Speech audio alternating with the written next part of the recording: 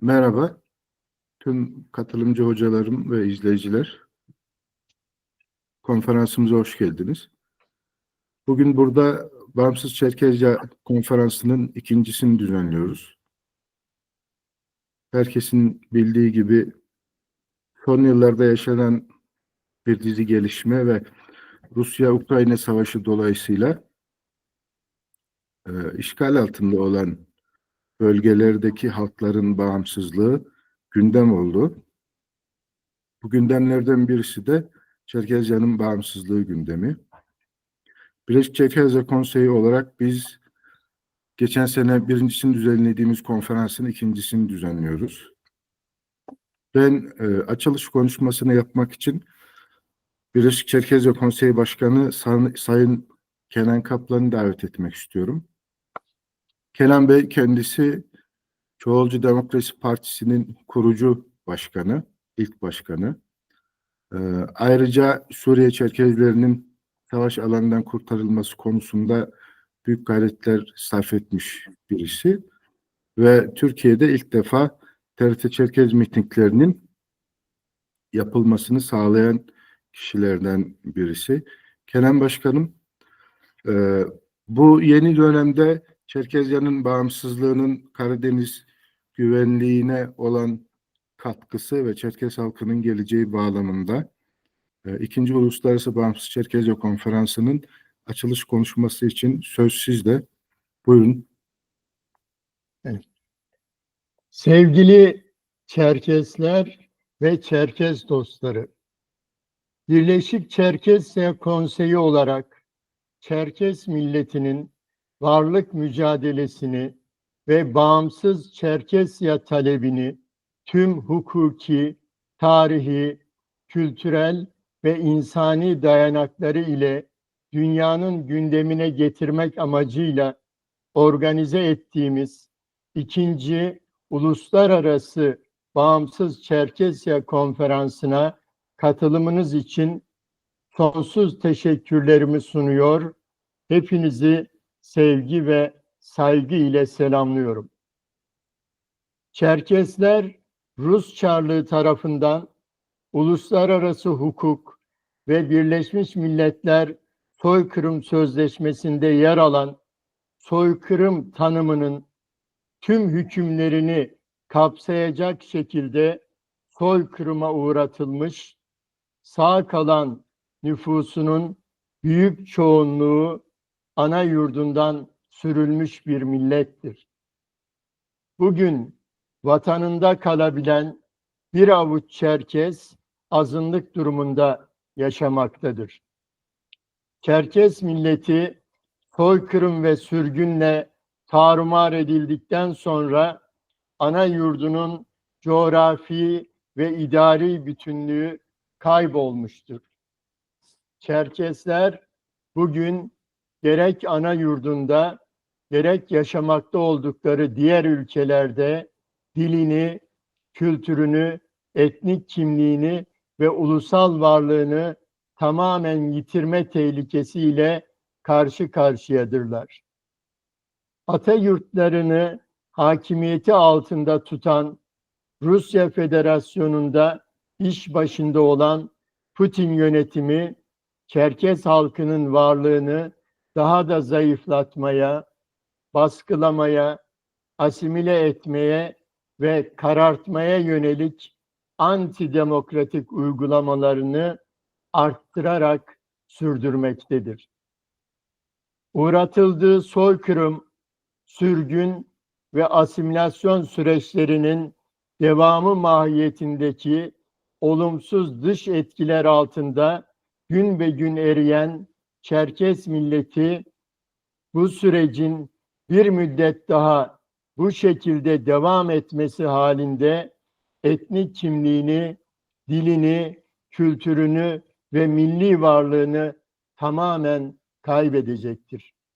İşte tüm bu gerçeklerin ışığında Çerkes milleti medeni ve siyasi haklara ilişkin uluslararası sözleşmenin 1. maddesinde ve ekonomik, sosyal ve kültürel sözleşmenin 1. maddesinde yine yerli halkların Halklar Bildirgesi'nin 3. maddesinde yer aldığı gibi milletlerin kendi kaderlerini tayin hakkı gereği bağımsızlık talep etmektedir.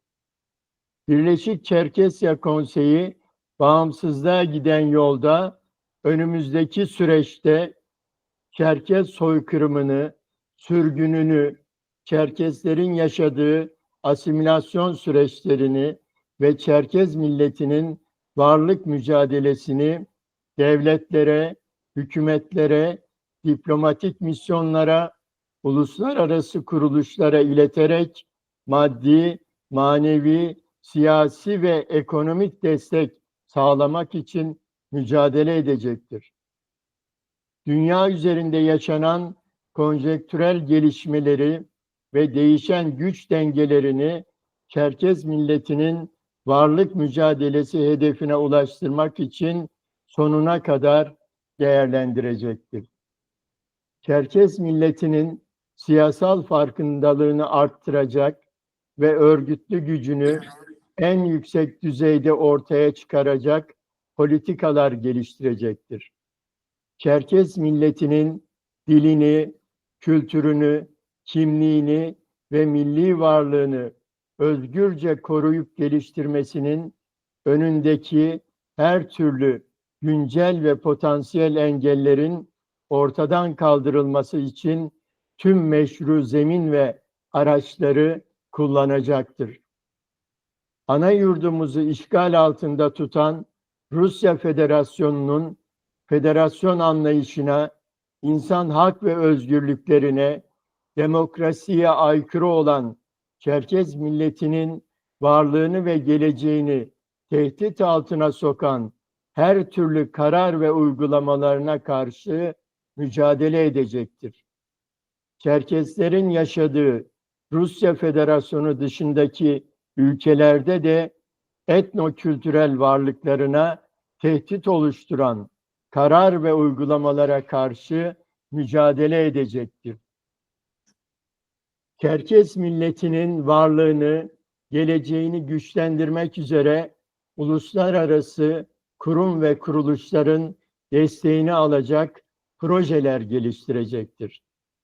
Tarihi ana yurdunda Çerkeslerin aleyhine bozulan ve bozulmaya devam eden demografik yapının düzeltilmesi için çalışacaktır. Çerkes milletinin tarih ve kimlik bilincini geliştirip yükseltecek her türlü çalışma ve faaliyeti yürütecektir.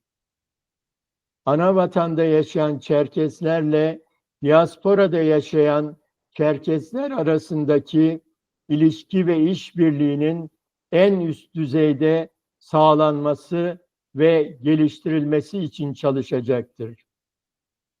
Çerkes milletinin uğratılmış olduğu soykırım ve sürgünü, bu büyük trajediyi her yönüyle aydınlatacak ve ortaya çıkaracak araştırma ve çalışmaların yapılmasına ve bu çalışmaların sonuçlarının uluslararası düzeyde bilinirliğini sağlamaya yönelik her türlü faaliyet ve organizasyonu yapacaktır. Ana vatanda ve diasporada Çerkes milletiyle ilgili gelişmeleri yakından izleyerek tespit ettiği olumsuz gelişmelere karşı en hızlı şekilde güçlü, etkili, önleyici girişim ve tepkinin ortaya konulmasını sağlayacaktır. Çerkez soykırımının ülkelerin meclis, parlamento ve kongrelerinde kabulü için mücadele edecektir. Konuşmama son verirken 2. Uluslararası Bağımsız Çerkesya Konferansı'nın milletlerimiz için hayırlara vesile olmasını diliyorum. Yaşasın bağımsız Çerkesya. Vorepsov Dibze, Vorepsov Dikhabze, Vorepsov Adigekepkır, Vorepsov Adigekhekur. Teşekkür ederim. Kenan Başkanım konuşma için Çok teşekkür ediyorum.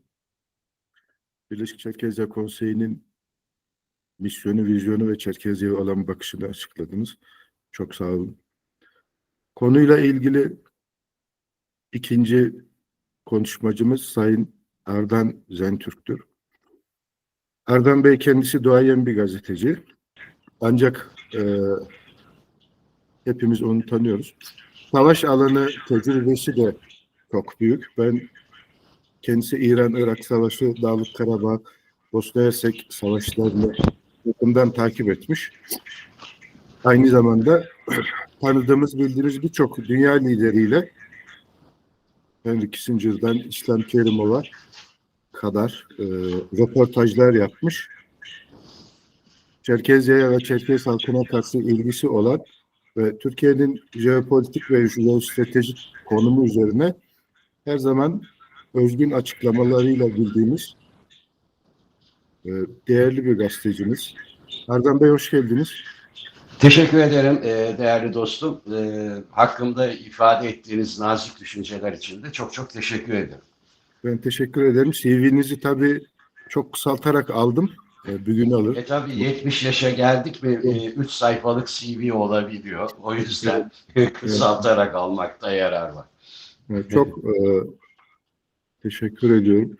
Erdem Bey, bu Rusya'nın yeni dönemde uyguladığı işgalci politikalar, medeni dünyanın ona karşı aldığı tavır ve Çerkezya'nın geleceği bağlamında bize neler söylemek istersiniz? Saha tecrübesi olan 70 yıllık bir birikim olarak. Buyurun, söz sizde. Çok teşekkür ediyorum. Öncelikle sayın katılımcıları saygıyla selamlıyorum. Benim ikinci konuşmacı olmamın nedeni esasında bu toplantıya katıldıktan kısa bir süre sonra yurt dışına gideceğim uçağa yetişme telaşım olacak. O yüzden yani bir öncelik almış olarak konuşmak istemiyorum. Durumum nedeniyle ikinci konuşmacı oldum. Şimdi tabii Rusya ve Çerkesya denkleminde son sözü baştan söylemekte yarar var.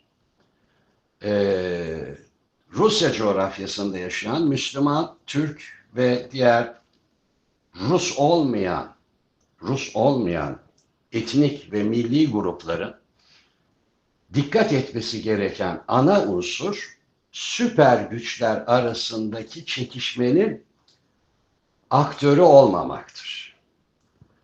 50 yıla varan gazetecilik yaşantımda Kafkasya'da da bulundum.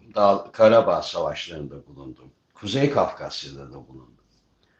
Rusya'nın 3 aşağı 5 yukarı nasıl bir devlet olduğunu, buna karşılık Batı'nın da nasıl bir Batı olduğunu bilerek ifade etmek istiyorum. Bir toplumun bu coğrafyada, yani Avrasya diye adlandırdığımız bu coğrafyada başına gelebilecek en büyük felaket dönemin süper güçlerinin arasındaki mücadelede bir faktör olmaktır. Bu gelenek bugünün geleneği değil esasında. 1943-1950 yılları arasında Sovyetler Birliği'nde yaşanılan o olağanüstü Stalin'in savaşı kazandığına inandıktan sonra başlattığı o korkunç sürgün yıllarını hatırlayın. Korkunç sürgün yılları. Yani sadece Kırım Tatarları sürgüne gönderilmedi. Nazilerle işbirlikleri yaptıkları gerekçesiyle. Esasında doğru düzgün bir işbirliği de yapmamışlardı. Ama o günün şartlarında Karaçaylar, ne bileyim ben, Çerkezlerin bir kısmı, Dağıstanlılar, herkes, yani Kuzey Kafkasya halkları Orta Asya'ya doğru sürgün hayatı yaşadı. 1957'de Kruşçev döneminde bu büyük hata, Stalin'in yaptığı büyük hata hemen toparlanmaya çalışıldı ve o günün halkları yeniden kendi topraklarına dönme gayretine girdiler. Oysa hepimiz gayet iyi biliyoruz ki Berlin'de Sovyetler Birliği'nin bayrağını o parlamentonun önünde çeken Kızıl Ordu askeri Dağıstanlı bir Müslümandı. ve Stalin'in Kızıl Ordusu'nun Berlin'e giren gücü esasında Uzak Doğu, Sibirya ve Orta Asya'dan toplanmış çoğunluğu Türk ve Rus olmayan milletlerden oluşan bir orduydu. Tarih bize dikkatli olmamızı söylüyor. Çünkü Rus İmparatorluğu şu anda Ukrayna Savaşı'nda gördüğümüz kadarıyla dağılmamak isteyen bir imparatorluğun görüntüsünü veriyor. Nedir? Esasında Putin'in bugün Ukrayna üzerinden Batı'ya verdiği mesaj, benim imparatorluk alanıma dokunmadığın sürece ben bu savaşı bir yerde bitirebilirim. Ama bana kendi imparatorluk alanıma dokunmayacağın yönünde çok net garanti vermen gerekiyor. Budur bunu söylediğim. Bütün bu diplomatik konuşmalar, füzeler, 1 milyona yakın gencin hayatını kaybetmesi veya yaralanması, her şey ama her şey bir karara bağlı. O karar Putin tarafından verilmiş. Niye verilmiş? Arkadaşlar, Çeçen Harbi, 1. ve 2. Çeçen Harbi, Rusya master stratejisinin gelişmesinde ana eksendir. O harp ve o gelişme o şekliyle Rusya'ya kendi imparatorluk alanını ancak ve ancak halkları ikna ederek değil, halklara karşı demokratik bir eğilim sergileyerek değil, halklarla bir arada yaşama, eşit yaşama kültürü geliştirerek değil, askeri gücünü bütün o coğrafyanın halklarına net olarak benimsetmekle mümkün olduğu inancını gerçekleştirmiştir. Esasında 1. Çeçen Harbi'nin 1994-96 arasında Boris Yeltsin liderken kaybedildiği bir Rusya'dır. Rusya Federasyonu o savaşı kaybetmiştir. Ama Vladimir Putin'in iş başına gelmesiyle, yani 1998 itibariyle 2. Çeçen Harbi, özellikle 2008 itibariyle 2009 büyük katliamlar. Büyük katliamlar. Hiç kimse konuşmaz Batı'da Grozny'nin yıkımını. Grozny'nin yıkımı 20. yüzyılın en büyük insanlık suçlarından biridir. Ve o gün itibariyle Vladimir Putin'in ve onu destekleyen Rus Federasyonu derin yapılanmasını aldığı bir karardır. 2008 Gürcistan Savaşı bunun sonucudur. Güney Osetya'nın Gürcistan'dan herkesin gözünün içine bakılarak ve yine Abazya'nın herkesin gözünün içine bakılarak alınması, 2014 yılında Kırım'ın ilhak edilmesi, bütün bunlar bir master stratejinin ürünüdür.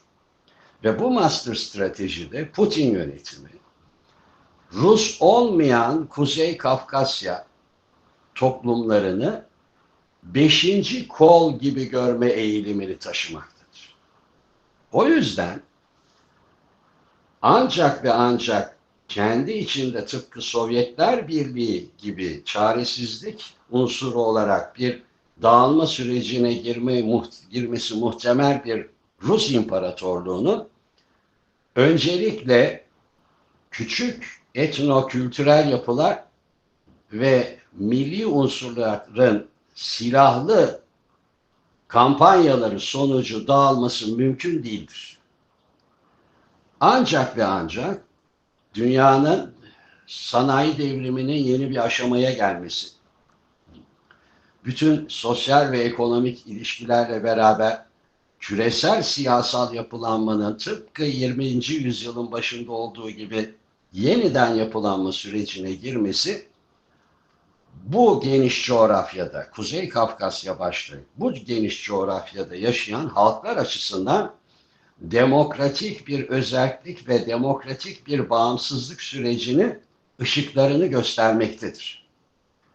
Ama şu andaki pozisyonu bana soracak olursanız, bugünkü Rusya yönetimini herhangi bir milli unsurun yüksek taleplerini cevaplayabilecek bir beyin kimyasına sahip olduğunu söyleyemem.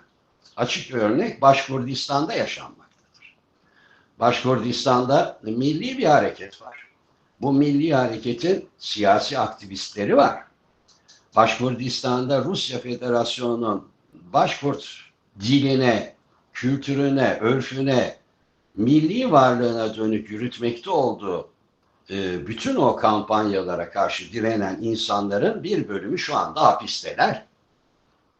Ve Batı Ukrayna ile uğraşırken tabii ki Başkurtların başına gelenlerin ne olduğunu tam olarak tahmin edememektedir. O yüzden 21. yüzyılın bugününde milli bağımsızlıkçı hareketlerin birinci şartının akılcılık, rasyonalite zemininde yapılanması gerektiği ifade edilmektedir. Niye?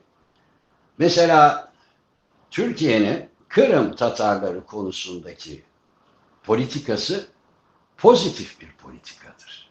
Çünkü Batılılar, özellikle Amerika Birleşik Devletleri, Ukrayna Savaşı'nın patlaması, 2014 ilhakı vesairesi sonucunda Kırım'daki Tatar nüfusun Ukraynalılarla beraber silaha sarılması yönünde çok çaba gösterdi. Bunun hepimiz tanık olduk. O dönemde Ahmet Davutoğlu Dışişleri Bakanı'ydı. Yaptığı telefon görüşmelerinin bir kısmına şahit oldu.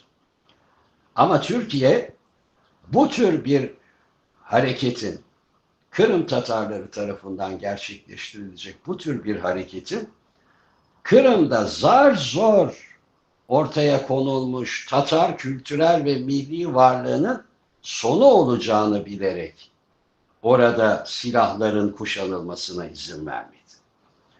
Ama şunu da söylemek gerekir ki tabii ki toplumların ve milletlerin kendi kaderlerini tayin hakkı çerçevesinde 21. yüzyılda 19. yüzyıl refleksiyle yaşayan Rusya yönetimine karşı söyleyeceği çok laf vardır. Ve bu lafların alıcıları da şu anda dünyada bulunmaktadır. Bunun ötesinde benim tavsiyem, bütün hazırlığına benim tavsiyem, Çerkezya, Birleşik Çerkezya Konseyi'nin bağımsız Çerkezya hareketini mümkün mertebe diaspora ve ana vatan, Atayurt'ta yaşayan Çerkezlerin önce sağ kalması zemininde yürütmesi gerektiğini düşünmekteyim. Çünkü ben gözlerimle gördüm. Rus bir bölgeye girdiği zaman o bölgedeki etnokültürel kimliğe düşmanlık besliyorsa neler yapabildiğini gördük. O nedenle önemli bir şey. Bir başka nokta, hepsini hemen tanıdım, hemen Orhan tanıdım. Bey, toparlarsanız. Tabii. O zaman oraya girmeyeyim. Burada önemli olan unsur, bugünün dünyasında önemli olan unsur, Ukrayna Savaşı nedeniyle Müslüman, Türk, yani Rus olmayan tüm milletlerin yaşadığı coğrafyalarda yükselmekte olan adaletsizliğe dönük duygulardır. Niye? Çünkü Rusya seferberlik ilanlarında dahil bütün çalışmalarında Rus olmayan milletlerin gençlerini sözleşmeli er ve erbaş gibi Ukrayna Savaşı'na sürmekte ve bana göre Ukrayna cephesinde bir başka soykırımın gerçekleşmesine neden olmak. Dünyanın gündemine getirilecek olan ana konulardan birinin bu olduğuna bütün kalbimle inanıyorum. Bunun içinde Çerkezler vardır, Başkurtlar vardır, Dağıstanlılar vardır, Kuzey Kafkasya. Niçin bu oluyor şu anda? Niçin bu oluyor? Çünkü Rusya Savunma Bakanlığı'nın sözleşmeli er talebine en çok Rusya Federasyonu fakir bölgelerinden gençler başvuruda bulunuyor. Fakirliği bir kader haline dönüştürülmüş Rus olmayan milletlerin coğrafyaları bu Ukrayna Savaşı'nın cephesinin asker kimliğini taşıyor. Bu esasında konseyiniz açısından da dünya gündemine sıklıkla getirilmesi gereken bir trajedidir. Bunun mutlaka dünya üzerinde dinleyecek kulaklar da olduğuna inanıyorum. Şu anda Türkiye Cumhuriyeti Devleti'nin Rusya ile sürdürmekte olduğu denge politikası nedeniyle böyle bir kampanyaya destek olabileceğini sanmıyorum. O yüzden sizler gibi sivil toplum kuruluşları ve hareketleri bu çalışmaya destek olmasını inanıyorum. Son söz bir medya uzmanı dostunuz olarak söyleyeyim. Günümüz melez savaşlarının ana cephesi medyadır. Ana cephe medyadır. Askeriniz ne kadar güçlü olursa olsun, ne kadar ciddi harekatlar yaparsa yapsın, İsrail örneğinde olduğu gibi, eğer medya sizi desteklemiyor ve yaptıklarınızın bir tür suç olduğuna inanıyorsa, kazanmış olduğunuz zafer giderek bir Pirus zaferine dönüşüyor. Bunu İsrail şu anda şok olmuş bir vaziyette yaşıyor dünyada. Aynı durum Rusya için de geçerlidir. O yüzden bir güç odaklanması teklifi olarak sunuyorum. İnanın bana, Netflix yayın kuruluşunda Çerkez soykırımıyla ilgili bir film 150 yıllık bütün Çerkez propagandasının üstünde bir etki sağlayacaktır. 21. yüzyılda ana mücadelenin lütfen medya üzerinden yürütüldüğünü unutmayalım.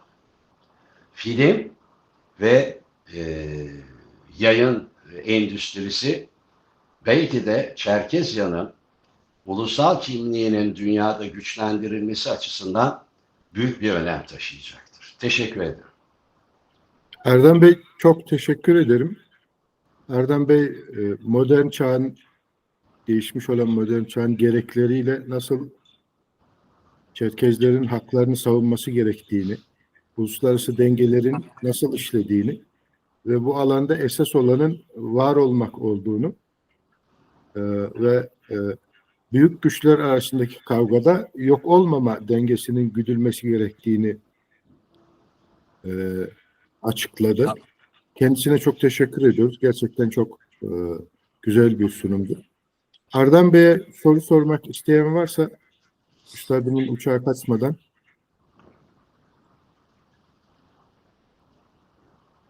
O zaman Erdem Bey, çok teşekkür ediyorum. Teşekkürler değerli arkadaşlar. Çalışmanızın herhalde yani bu benden sonraki bölümünün de bir toparlanma metni olacaktır. Evet. Onu da bana Kenan Bey atarsa veya siz atarsanız çok sevinirim. Tabii. Bu arada biz değerli dostlarımın da görüşlerini böylece okumuş olurum. Tabii. Medyayı ihmal etmeyeceğiz hocam.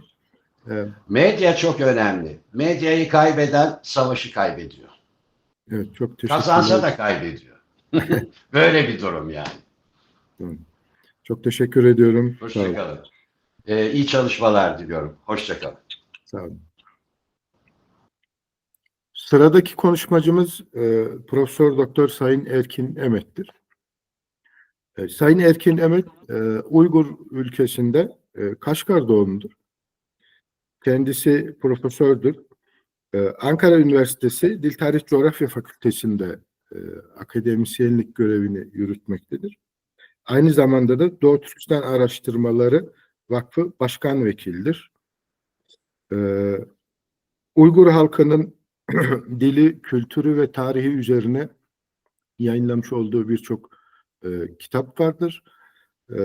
Dil ve kültür dışında Çin ve Uygur arasındaki ilişkiler üzerine, yaşanan toplumsal krizler üzerine yazmış olduğu kitaplarla Erkin Emet hocamı tanıyoruz.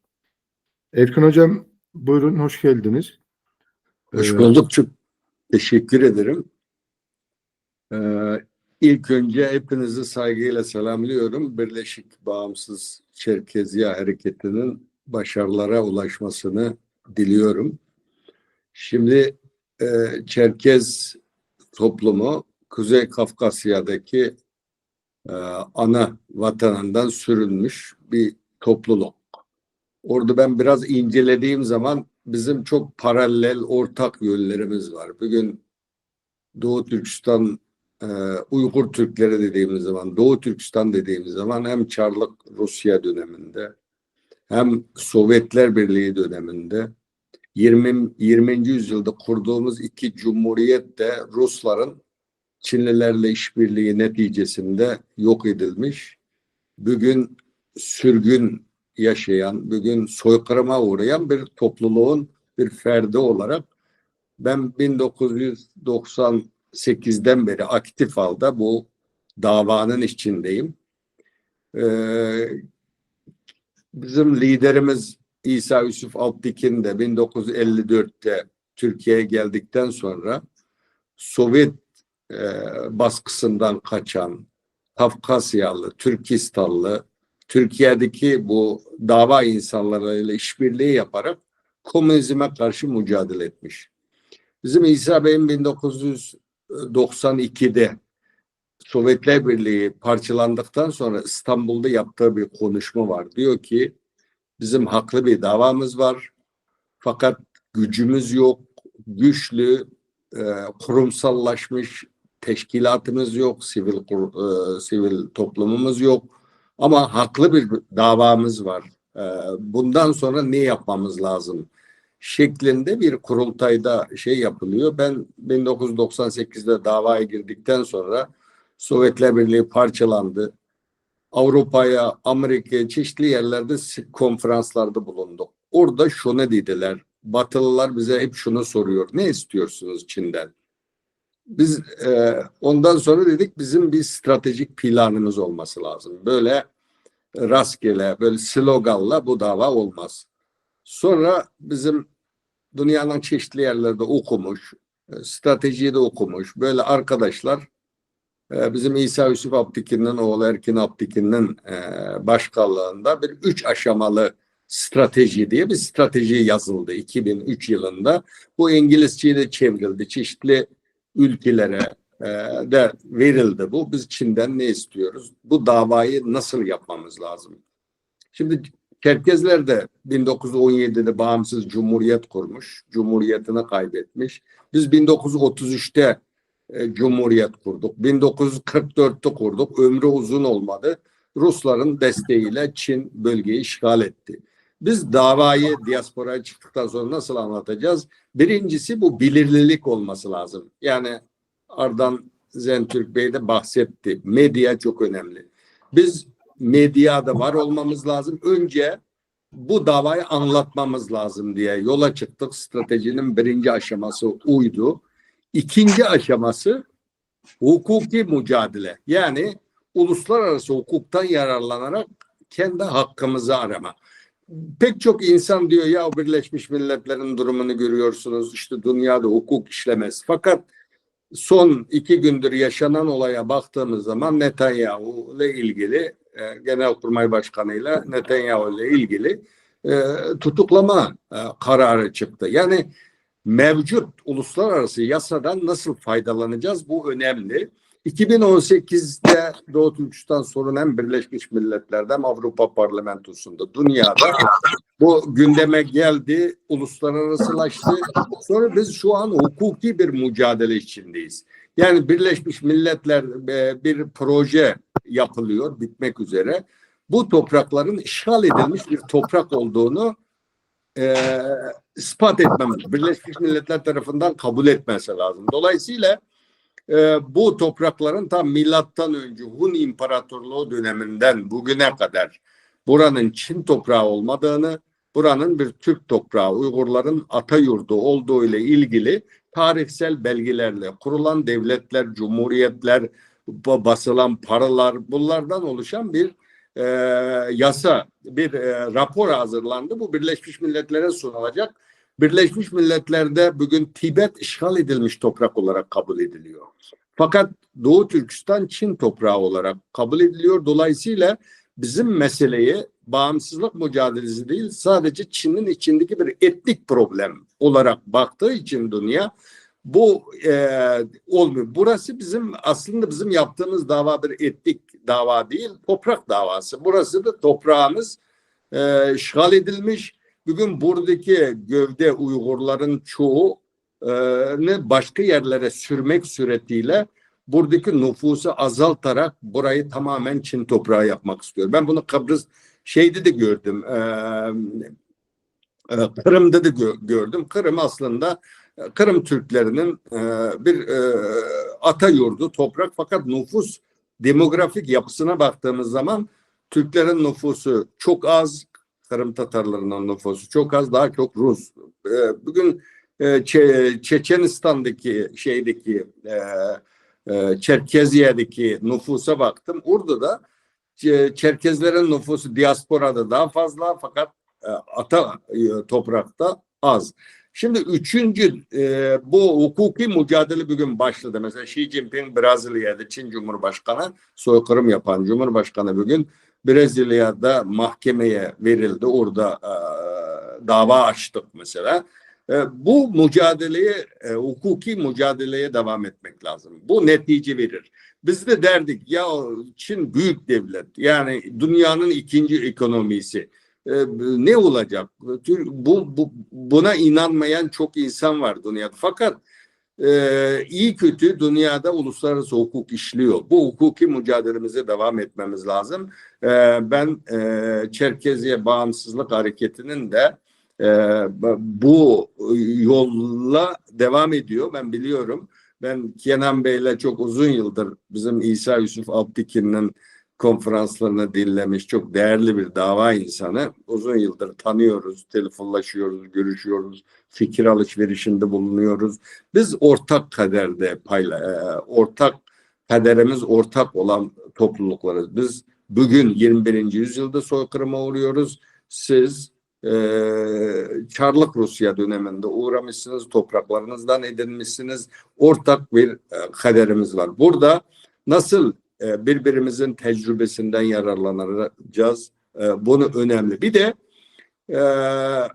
Ardan Bey de anlattı. Bir de biz milli kimliğimizi koruyabildiğimiz takdirde nihai hedefe ulaşabiliriz. Dolayısıyla Çerkez dilinin, Çerkez kültürünün korunması ile ilgili yoğun çalışma yapmak lazım. Eğer biz Uygur Türkleri olalım, Çerkezler olalım, eğer biz milli kimliğimizi kaybettiğimiz takdirde biz yok oluruz. Bu dünyada çok örnek var. Dünyada 7.000 civarında dil var. Bu dillerin bir kısmı yok olmak üzere. Dolayısıyla eğer biz dilimizi kaybetsek milletimizi kaybetmiş oluruz. Dolayısıyla bu yönlerde çalışma yapmak lazım. Ben Çerkezlerin davasının haklı dava olduğuna inanıyorum. Kendi topraklarından edinmiş, o öz topraklarında, ata yurdundan edinmiş, ata yurdu işgala uğramış bir toplum, haklı bir davası var. Bu davanı uluslararası hukuk çerçevesinde mücadele edersek nihai hedefe ulaşacağımıza inanıyorum. Ben bağımsız Çerkeziye hareketinin başarıyla hedefinize ulaşmasını Çin gönlümden diliyorum. Çok teşekkür ederim. Sağ olun, var olun. Erkin Hocam, konuşmanız için çok teşekkür ederim. Erkin Hocam, Uygur Türklerinin yaşadığı işgal ve soykırım bağlamında geliştirdikleri mücadele yöntemini Çerkezler ve Çerkezya bağlamında bize açıkladı. İlk kalkış yaptıkları, mücadeleye başlattıkları dönemdeki duruşlarıyla bugün yol ve yöntem olarak kat ettikleri mesafelere işaret etti. Aynı şekilde uluslararası hukuk bağlamında Çerkezlerin de bağımsız Çerkezya için mücadele etmelerini tavsiye etti. Çok teşekkür ediyorum hocam. Çok sağ olun. Sağ olun. Teşekkürler. Şimdi Sois Okan. Так заманкӏэ дызгурыӏуащи угъэӏым, сыхьэтитӏкӏэ дызыщхьэщедзыркъым мыбы. Дыдей сыхьэтибл блым блэкӏауэра заманыр. Yani İstanbul saat kes nigi Türkübze netin ras yevujge Rusubze netin. Тыкум дей абы щыщӏидзэну. Wow nupkozgaha programı mit İstanbul saatimge. Nigipstu netinir pubopşur. Tamam kızgurı'aş. Ya. Şimizin şu. Okey. Ukrayna'dan bir soru geldi saat konusunda. Rusça programda bir kayma mı var diye sordu. Yani İbrahim Bey. Evet. Değerli konuşmacılar ve değerli dinleyiciler, bu arada Erkin Bey şeye işaret etmeniz çok güzel oldu. Doğu Türkistan Uygur liderleri biliyorsunuz İstanbul'a ilk geldiklerinde İstanbul Çerkezleri ve Kafkas dernekleriyle çok yoğun bir mesaileri olmuştu ve onların uluslararası dünyaya tanıtılması konusunda biz de bunu hatırlıyoruz yani kitaplardan Türkiye Çerkezlerinin katkısı olmuştu. Ben bu Çerkezi Uygur halklarının önümüzdeki yıllarda da birbirleriyle dayanışmalarının artarak devam etmesinin çok önemli olduğunu düşünüyorum. Yani geçmişte büyüklerimizin başlattığı bu dayanışmanın gelecekte de devam etmesinin hem Çerkez hem de Uygur halkı için önemli olduğu kanaatindeyim. Çünkü Türkiye'de hem bağımsız Çerkezce hareketini hem de Uygur halkına yapılan soykırımı ve işgali itibarsızlaştırmaya çalışan bir kara propaganda mekanizması da güçlü bir şekilde işliyor. Bu mekanizmaya birlikte karşı durabileceğimizi de düşünüyorum. Evet, şimdiki konuşmacımız doktor öğretim üyesi Barış Adıbelli. Barış Hocam merhaba.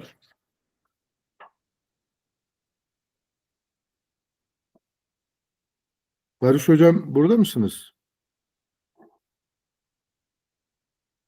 Katılımcılar arasında ismi gözükmüyor. Barış Adıbelli'nin listede ismi var ama online katılımda yok Evet, galiba. şu andaki katılımcılar arasında diyorum. Evet. Online katılanlar arasında. Abdullah Hocam merhaba. Bu arada hoş geldiniz. Nasılsınız? Hoş bulduk. Teşekkür ederim. O zaman Haziran'dan devam edelim. Sonraki konuşmacımız Fahri Erinel, Profesör Doktor. Fahri Hocam kendisi aynı zamanda emekli Tuğgeneral. Çok harika bir kariyeri var. Birçok Türkiye vatandaşı erkeğin okumak istediği, gencin okumak istediği Kuleli Askeri Lisesi komutanlığını da yapmış kendisi.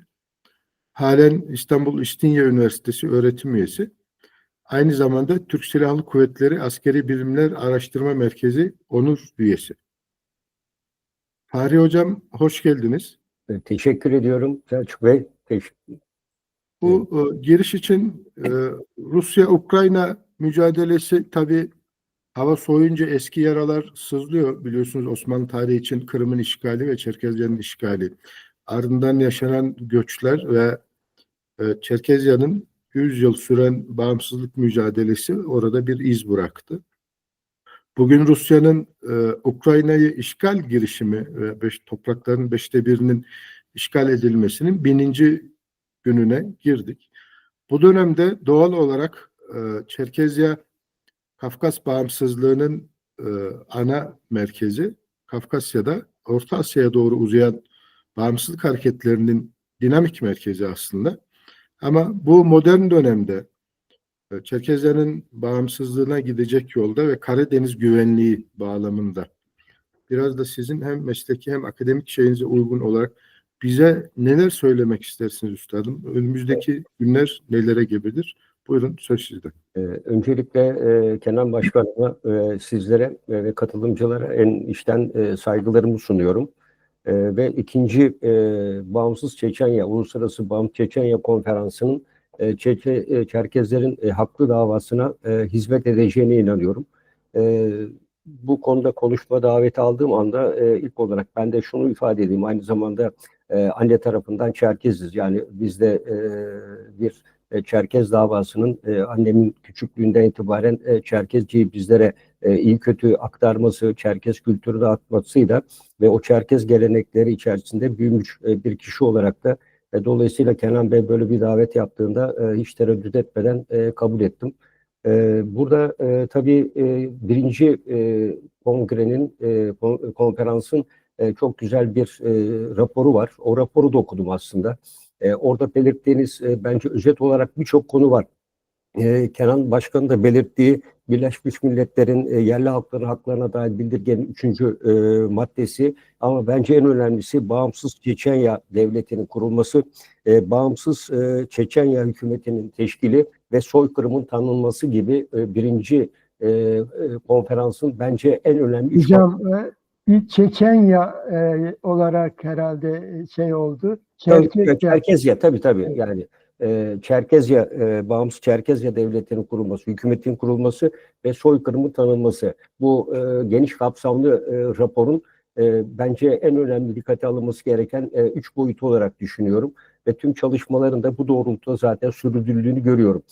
Çerkezce'de Kafkasya ışık veren güzel dağ anlamındadır. Kafkasya, Çerkezlerin ve diğer Kafkas halklarının sürülmesiyle tam bir karanlığa gömülmüştür. Ve Rusya bugünkü hamleleriyle bu karanlığı sürekli olarak arttırdığını görüyoruz. Dolayısıyla bu kongrenin Çerkezlerin haklı mücadelesinde özellikle genç nüfus açısından ve gençler açısından önemli yol gösterici olacağına ve ışık tutacağına inanıyorum.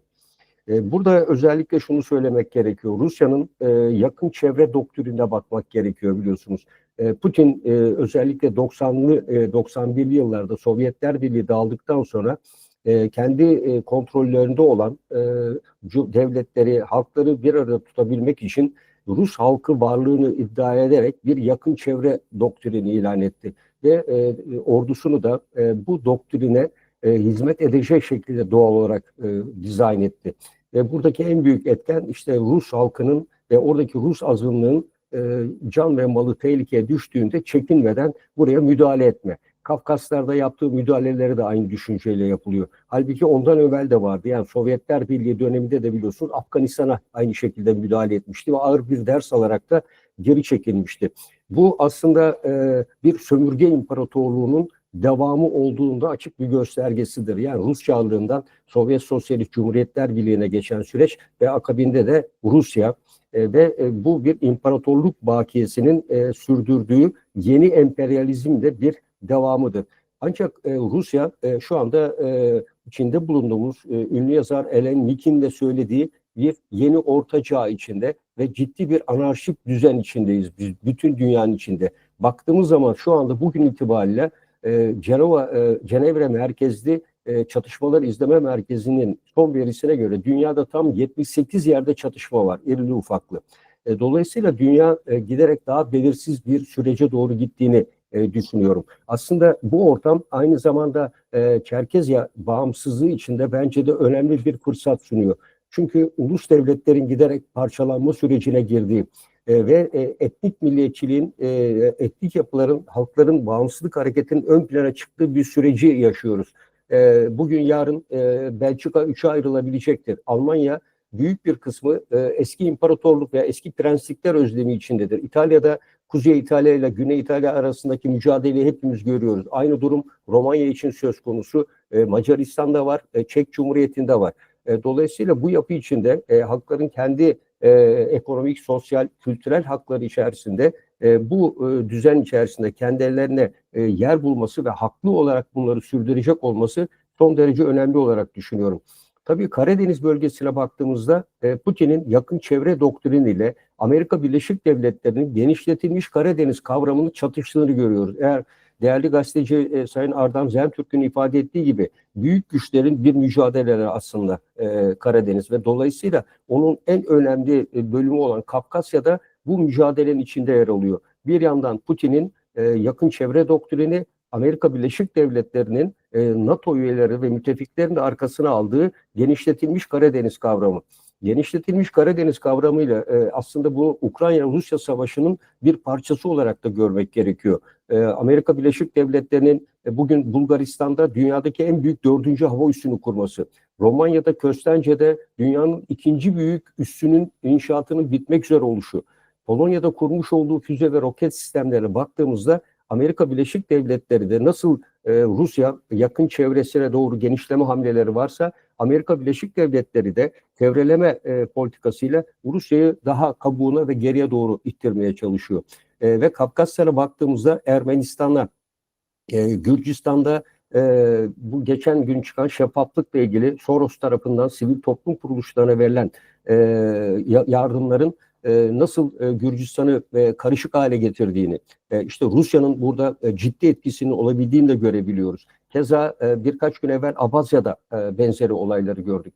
Dolayısıyla Kafkaslar gelecek açısından da jeopolitik açısından da son derece önemli ve bütün bu emperyal güçlerin bir çatışma alanıdır. Çünkü Doğu, Batı ve Kuzey, Güney yönündeki tarih boyunca da baktığımızda bütün geçişlerin merkezi konumunu oluşturmuştur. Bu açıdan da bence Çerkezya ve Çerkez halkı bugüne kadar asla korku kültürüne biat etmemiştir. Çünkü korku kültürü insanları yalnızlaştırır, biat ettirir. Çerkezya'nın bu haklı mücadelesinde gençlerin de bu yönde elbette gerekirse silahlı mücadele ve diğeri de dahil olmak üzere bu mücadele devam edilmesi gerekiyor. Bunun elbette medyada bir film çekmenin ve özellikle Batı kültüründe bunların ortaya konulmasının da oldukça zor olduğunu görebiliyoruz. Ancak bıkıp usanmadan araştırma merkezleri vasıtasıyla üniversitelerle daha yakın temas kurularak Çerkezya'nın bu haklı mücadelesinin özellikle Çerkez kültürünün tanıtılması ve soykırımın ve yaşanan sürgünün bütün boyutlarıyla da birçok makale ve çalışmalar var. Türk gençleri, bu Z kuşağı dediğimiz yeni gençlere tanıtılması gerekiyor.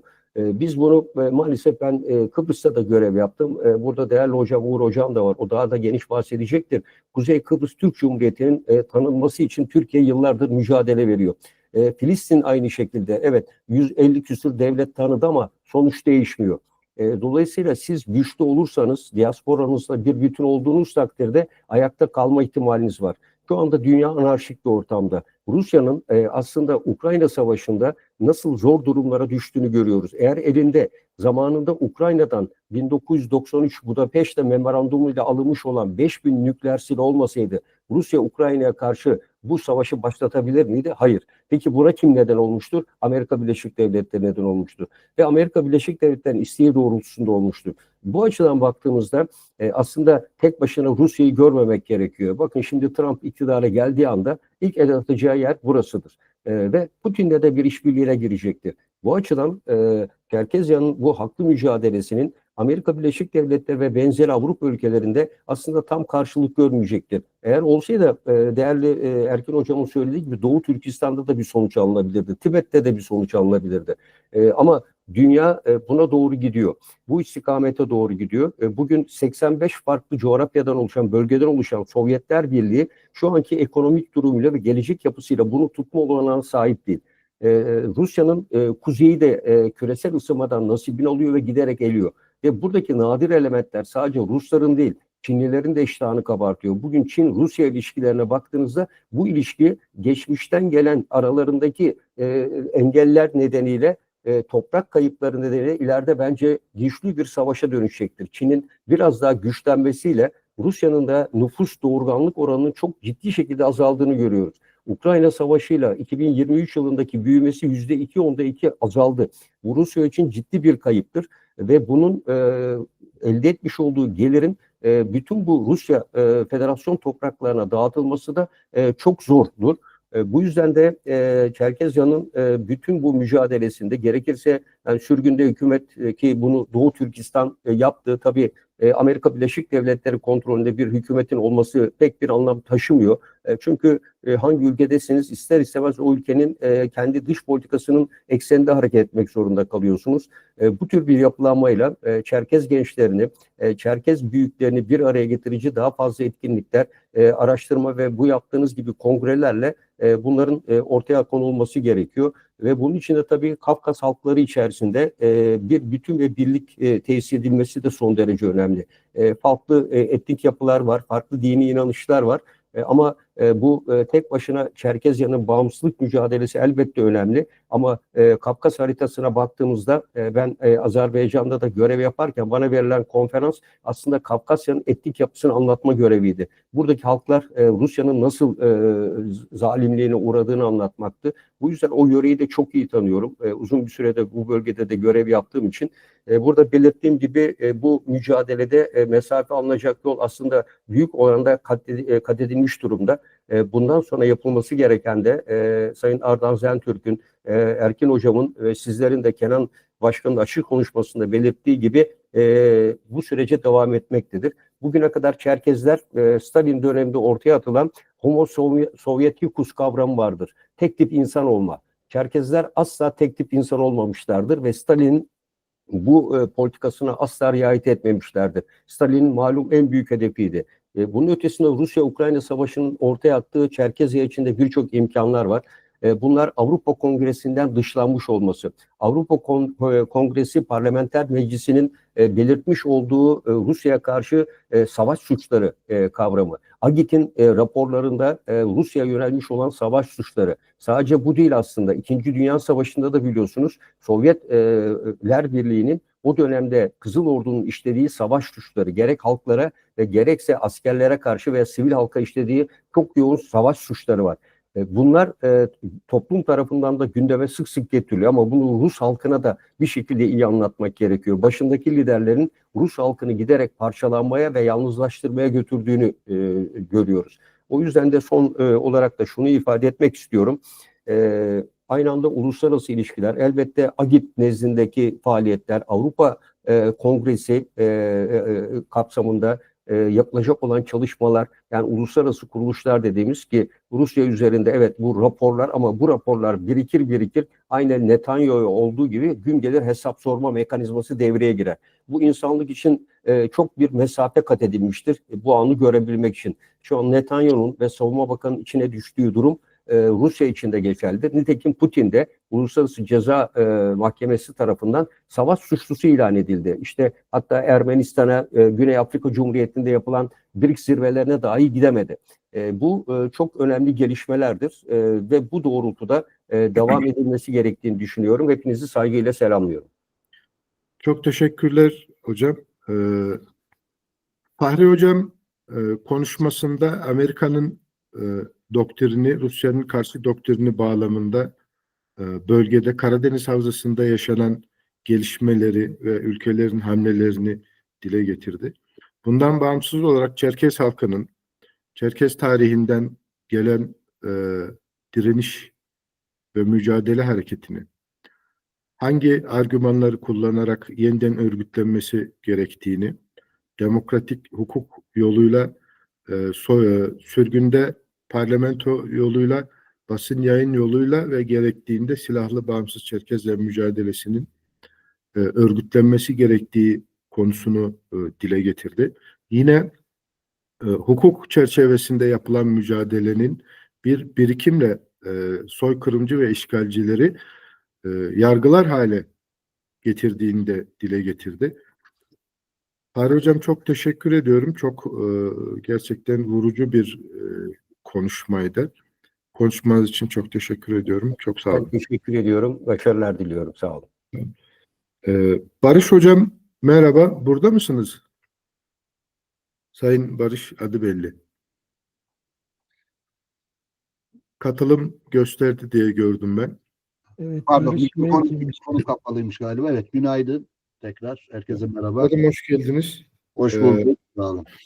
Barış hocam Kütahya Dumlupınar Üniversitesi öğretim üyesi.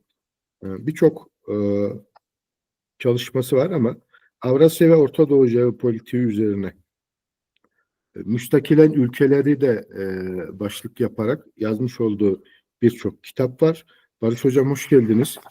Evet, hoş bulduk. Tekrar başarılar diliyorum.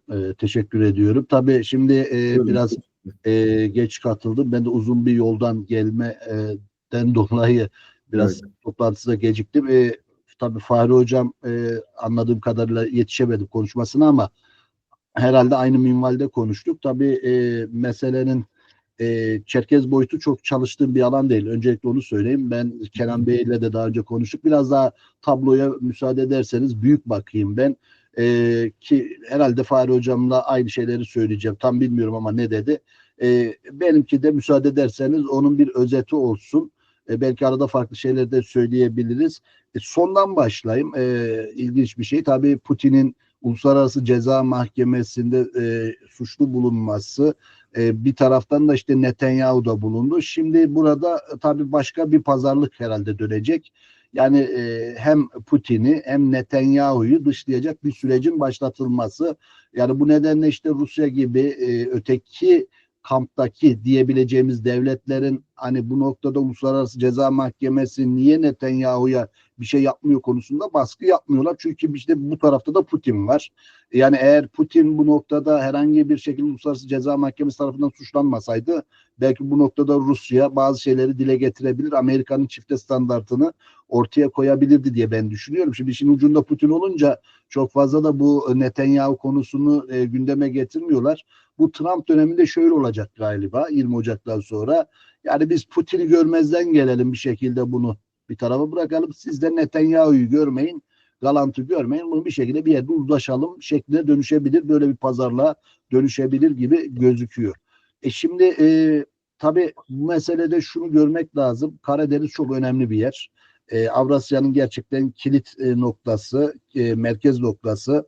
Bu bağlamda 21. yüzyıl işte hep söylene geldi. Yükselen Asya dendi. Asya'nın yüzyılı, Avrasya'nın yüzyılı dendi. Çok ilginçtir. Tabii 21. yüzyılda Rusya da kendi jeopolitiğini yeniden gözden geçiriyor ve bu denkleme ona göre bakıyor. İşte şimdi yanı başımızda yaşanan bir savaş var. Ukrayna Savaşı. Büyük güçlerin her zaman biliyorsunuz hedefinde olan bir bölge Karadeniz. Ben Karadeniz havzasını sadece hani kıyılarıyla değil işte Balkanlardan başlayıp hatta belki daha da öteden Adriyatik'ten başlayıp gelen işte Karadeniz'i içeren bu tarafta Kafkaslardan Hazar Denizi'ne kadar olan o büyük çanağı yani Karadeniz havzası olarak adlandırsak herhalde hata etmiş olmayız. Özellikle Karabağ Savaşı ile birlikte bu Karadeniz çok daha önemli hale geldi. Şimdi Amerika Birleşik Devletleri ki dünyada iki önemli havzada denizde yok. Bunlardan bir tanesi Karadeniz, bir tanesi Hazar Denizi. Yani buralarda bir şekilde var olma adına çok uzun zamandan beri Amerika büyük bir çaba sarf ediyor. Ve bu noktada da işte Kırım çok önemliydi. Yani Kırım'ı kontrol eden Karadeniz'i kontrol eder. Sadece Kırım mı? Evet, birinci aşama Kırım. Ama Balkanlar, Kırım ve Kafkaslar bu üçünü bir arada tutarsanız gerçekten size Orta Doğu'ya kadar genişleyen, Orta Asya'ya kadar genişleyen çok büyük bir ölçekte ki burası tam Avrasya'nın çekirdek merkez bölgesi. Burayı tamamen size kontrol etme şansı veriyor. Dolayısıyla buradaki halklar, buradaki devletler, buradaki yapılar, buradaki her şey sizler için oldukça önemli hale geliyor. Sizlerden kasıp da büyük güçleri kastediyorum burada. Ukrayna Savaşı çıkmasaydı başka bir vesileyle ki ben bunun Kafkaslar'da olacağını düşünüyordum. Örneğin Gürcistan üzerinden bir kriz muhakkak çıkacaktı. Çünkü biraz önce de bahsettik mesele Ukrayna'nın NATO'ya girip girmemesi meselesi değildi.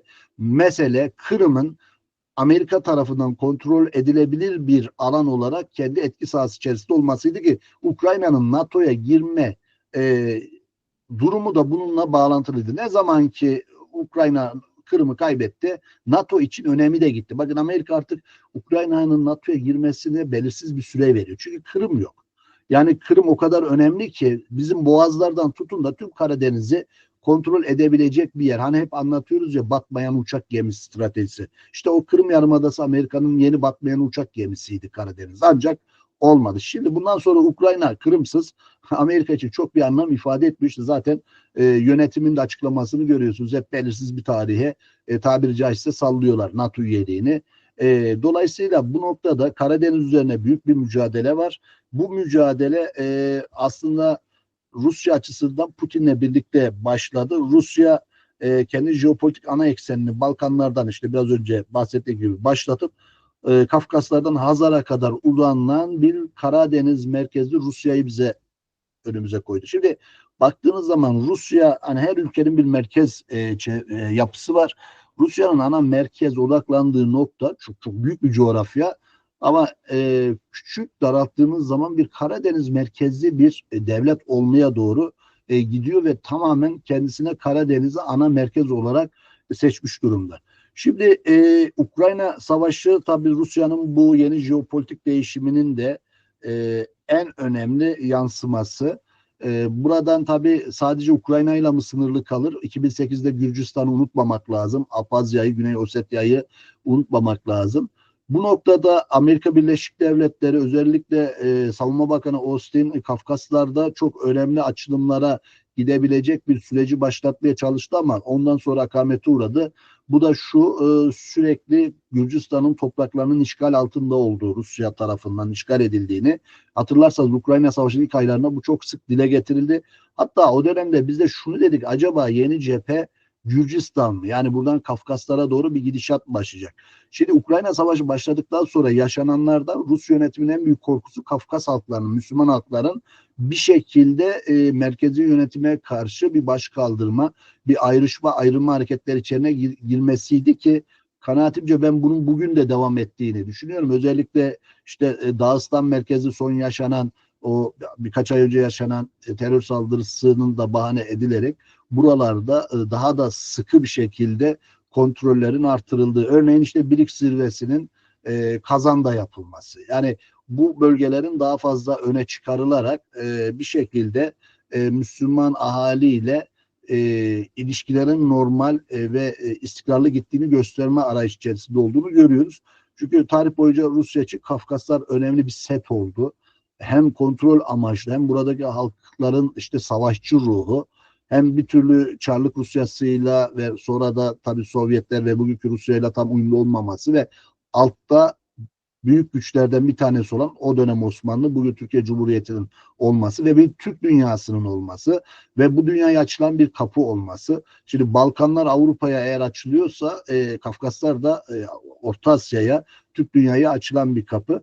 Dolayısıyla bu Karabağ Savaşı ile başlayan bir jeopolitik değişim de var. Rusya'nın eksen değişimi, yani tarihi müttefiki olan Ermenistan'ı bıraktı örneğin Azerbaycan-Türkiye hattında birlikte hareket etmek istedi ki ben hani bizi sevdiğinden veya Azerbaycan halkının haklı direnişe destek verdiğinden değil, tamamen Rusya yeni ortaya çıkan jeopolitik gereksinimleri karşılama adına bir ufak ayarlama yaptı kendisi için.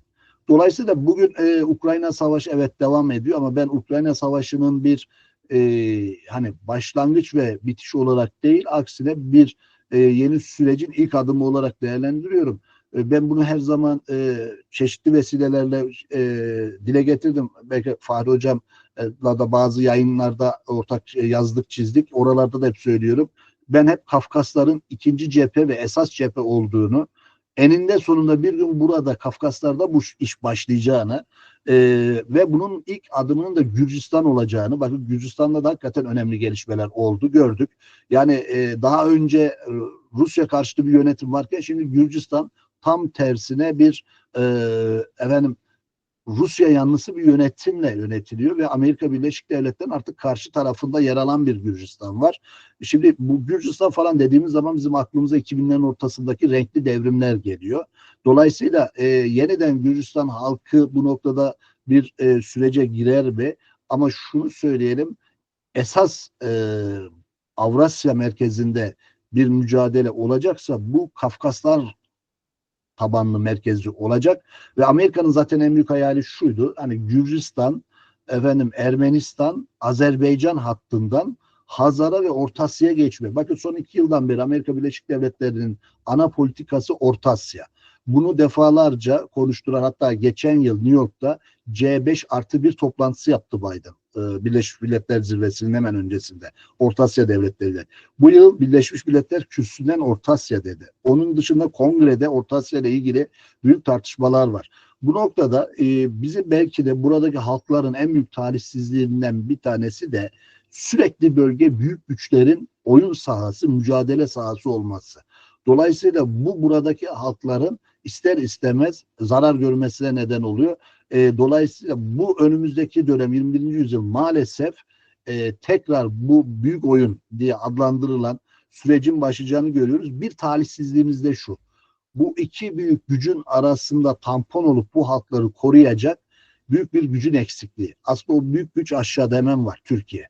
Dolayısıyla Türkiye'nin son dönemdeki yükselişi umarız buradaki soydaşları, dindaşları daha koruyabilir hale getirecek, daha bir tampon vazifesi görme anlamında büyük güçler arasındaki bu oyundan etkilenmemesi adına önemli rol oynayacak. Bu bir tabii benim şahsi kanaatim, bir senaryodur ama olmayabilir mi? Ama tarihi okumalar bize gösterdi ki burada Kafkaslar üzerinde büyük bir mücadelenin tekrar yaşanacağını görüyor. Çünkü bu kapının açılması gerekiyor büyük güçler tarafından. Yani Rusya bu kapıyı kapatmaya çalışıyor. Amerika ve Batılı güçler bu kapıyı açıp doğrudan Orta Asya'ya girmek istiyor. Mesele şu, biliyorsunuz Kırım'daki askeri üssü Rusya şu anda Gürcistan yakınlarına taşıdı. Doğu'yu aldı. Büyük bir askeri üs kuruyor. Çin'in bugün buradan Gürcistan'dan büyük bir alanı aldığını biliyoruz. Kuşak ve yol bağlamında Deniz İpek Yolu üzerinden Romanya'ya buradan bir sevkiyat yapacak. O bizim meşhur Orta Koridoru şimdi Azerbaycan'la müzakere ediyor. Dolayısıyla sadece Kafkaslar tarihsel önemiyle ortaya çıkmış değil. Kafkaslar artık 21. yüzyılda bu koridorlar yüzyılı olacak. Bu koridorlar bağlamında da çok önemli, hakim pozisyonda bir coğrafya. Dolayısıyla buradaki halkların kendileri ve mücadeleleri de daha kıymetli bir hale gelecek. O yüzden önümüzdeki günler çok önemli şeylere gebe. Sadece Ukrayna'da ateşkesle, barışın gelmesiyle bölgeye istikrar ve barışın ben geleceğini düşünmüyorum. Bence daha bölgede esas süreç başlamadı. Esas süreç, tekrar ediyorum, Kafkas merkezli Orta Asya'ya doğru bir süreç. Bu noktada Trump Afganistan'a yeniden asker gönderecek. Bu da benim görüşüm. Bagram üssünü yeniden canlandırmayı düşünüyor. 4 yıldan beri sürekli bunu konuştu. Barış Hocam, toparlarsanız kestim. Evet. Özür Biraz büyük bir fotoğrafa bakmak şeyde kaldım. Sonuç olarak gerçekten bölgemiz önemli. Avrasya coğrafyasının merkezinde yer alıyor. Bugün Rusya Asya Pasifik coğrafyasını bile Büyük Avrasya olarak adlandırıyor. Bakın bir örnekle bitireceğim. Kuzey Kore ve Vietnam ziyaretinde Putin bu iki ülkenin Avrasya'nın güvenliğine büyük katkıda bulunacaklarını söyledi. Şimdi öyle bir stratejik hesaplama içinde ki Rusya Kafkasları da işte Pasifik'i de aynı pota içinde, aynı strateji içerisinde birleştiriyor. Bu çok daha değişik bir jeopolitik mantığa götürecek bizi. Zaman zaman bunu okumakta zorlanıyoruz ama bunu iyi okuduğumuz zaman özellikle Türkiye olarak bölgedeki gelişmelere daha da fazla odaklanacağız. Şu anda bizim dikkatimiz evet Orta Doğu'da ama Kafkasları da gözden kaçırmamamız gerekiyor. Kafkaslar da sadece Karabağ'dan ve Azerbaycan'dan ibaret değil. Çok teşekkürler Barış Hocam. Barış Hocam genel küresel jeostratejik hamleler bağlamında konuyu ele aldı. Rusya'nın bir Karadeniz doktrinini, Rusya'yı bir Karadeniz merkezli devlet haline getirme çabasını, buna karşı Amerika Birleşik Devletleri'nin hamlesini, Transkafkasya'nın yani Gürcistan, Ermenistan ve Azerbaycan üzerinden Amerika'nın Orta Asya'ya açılma hamleleri bağlamında dile getirdi. Barış Hocam'a göre bu oyundan bir çıkış yok. Ama asıl büyük hamleler de başlamış değil. Ukrayna'nın önemi ve değerini Barış Hocam Kırım'la olan ilişkisine bağladı. Kırım Ukrayna'nın bir parçasıysa NATO için ve Amerika için önemlidir.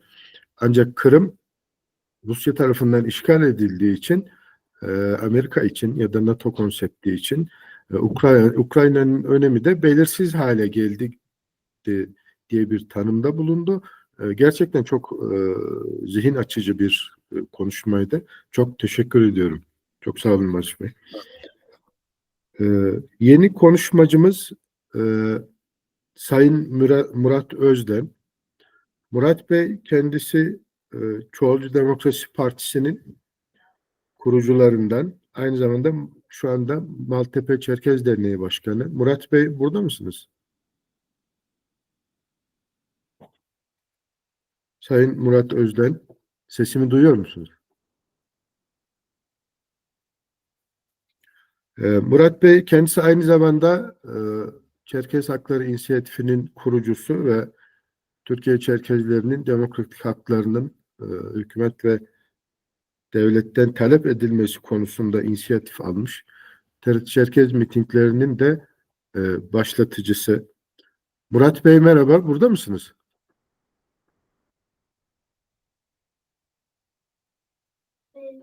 Evet, Murat Bey sesimi duymuyor galiba. Kendisi kullanıcılar arasında görünüyor ama. O zaman devam edelim. Ata Özkaya, Sayın Doçent Doktor Ata Özkaya. Murat Bey'in mikrofonu kapalı. Murat Bey'in. Mikrofon kapalı görünüyor. Siz yazın, biz Ata Hocam'la devam edelim.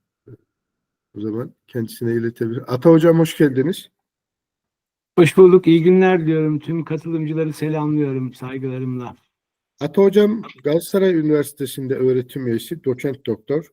İktisadi ve İdari Bilimler Fakültesi değil mi hocam? Evet.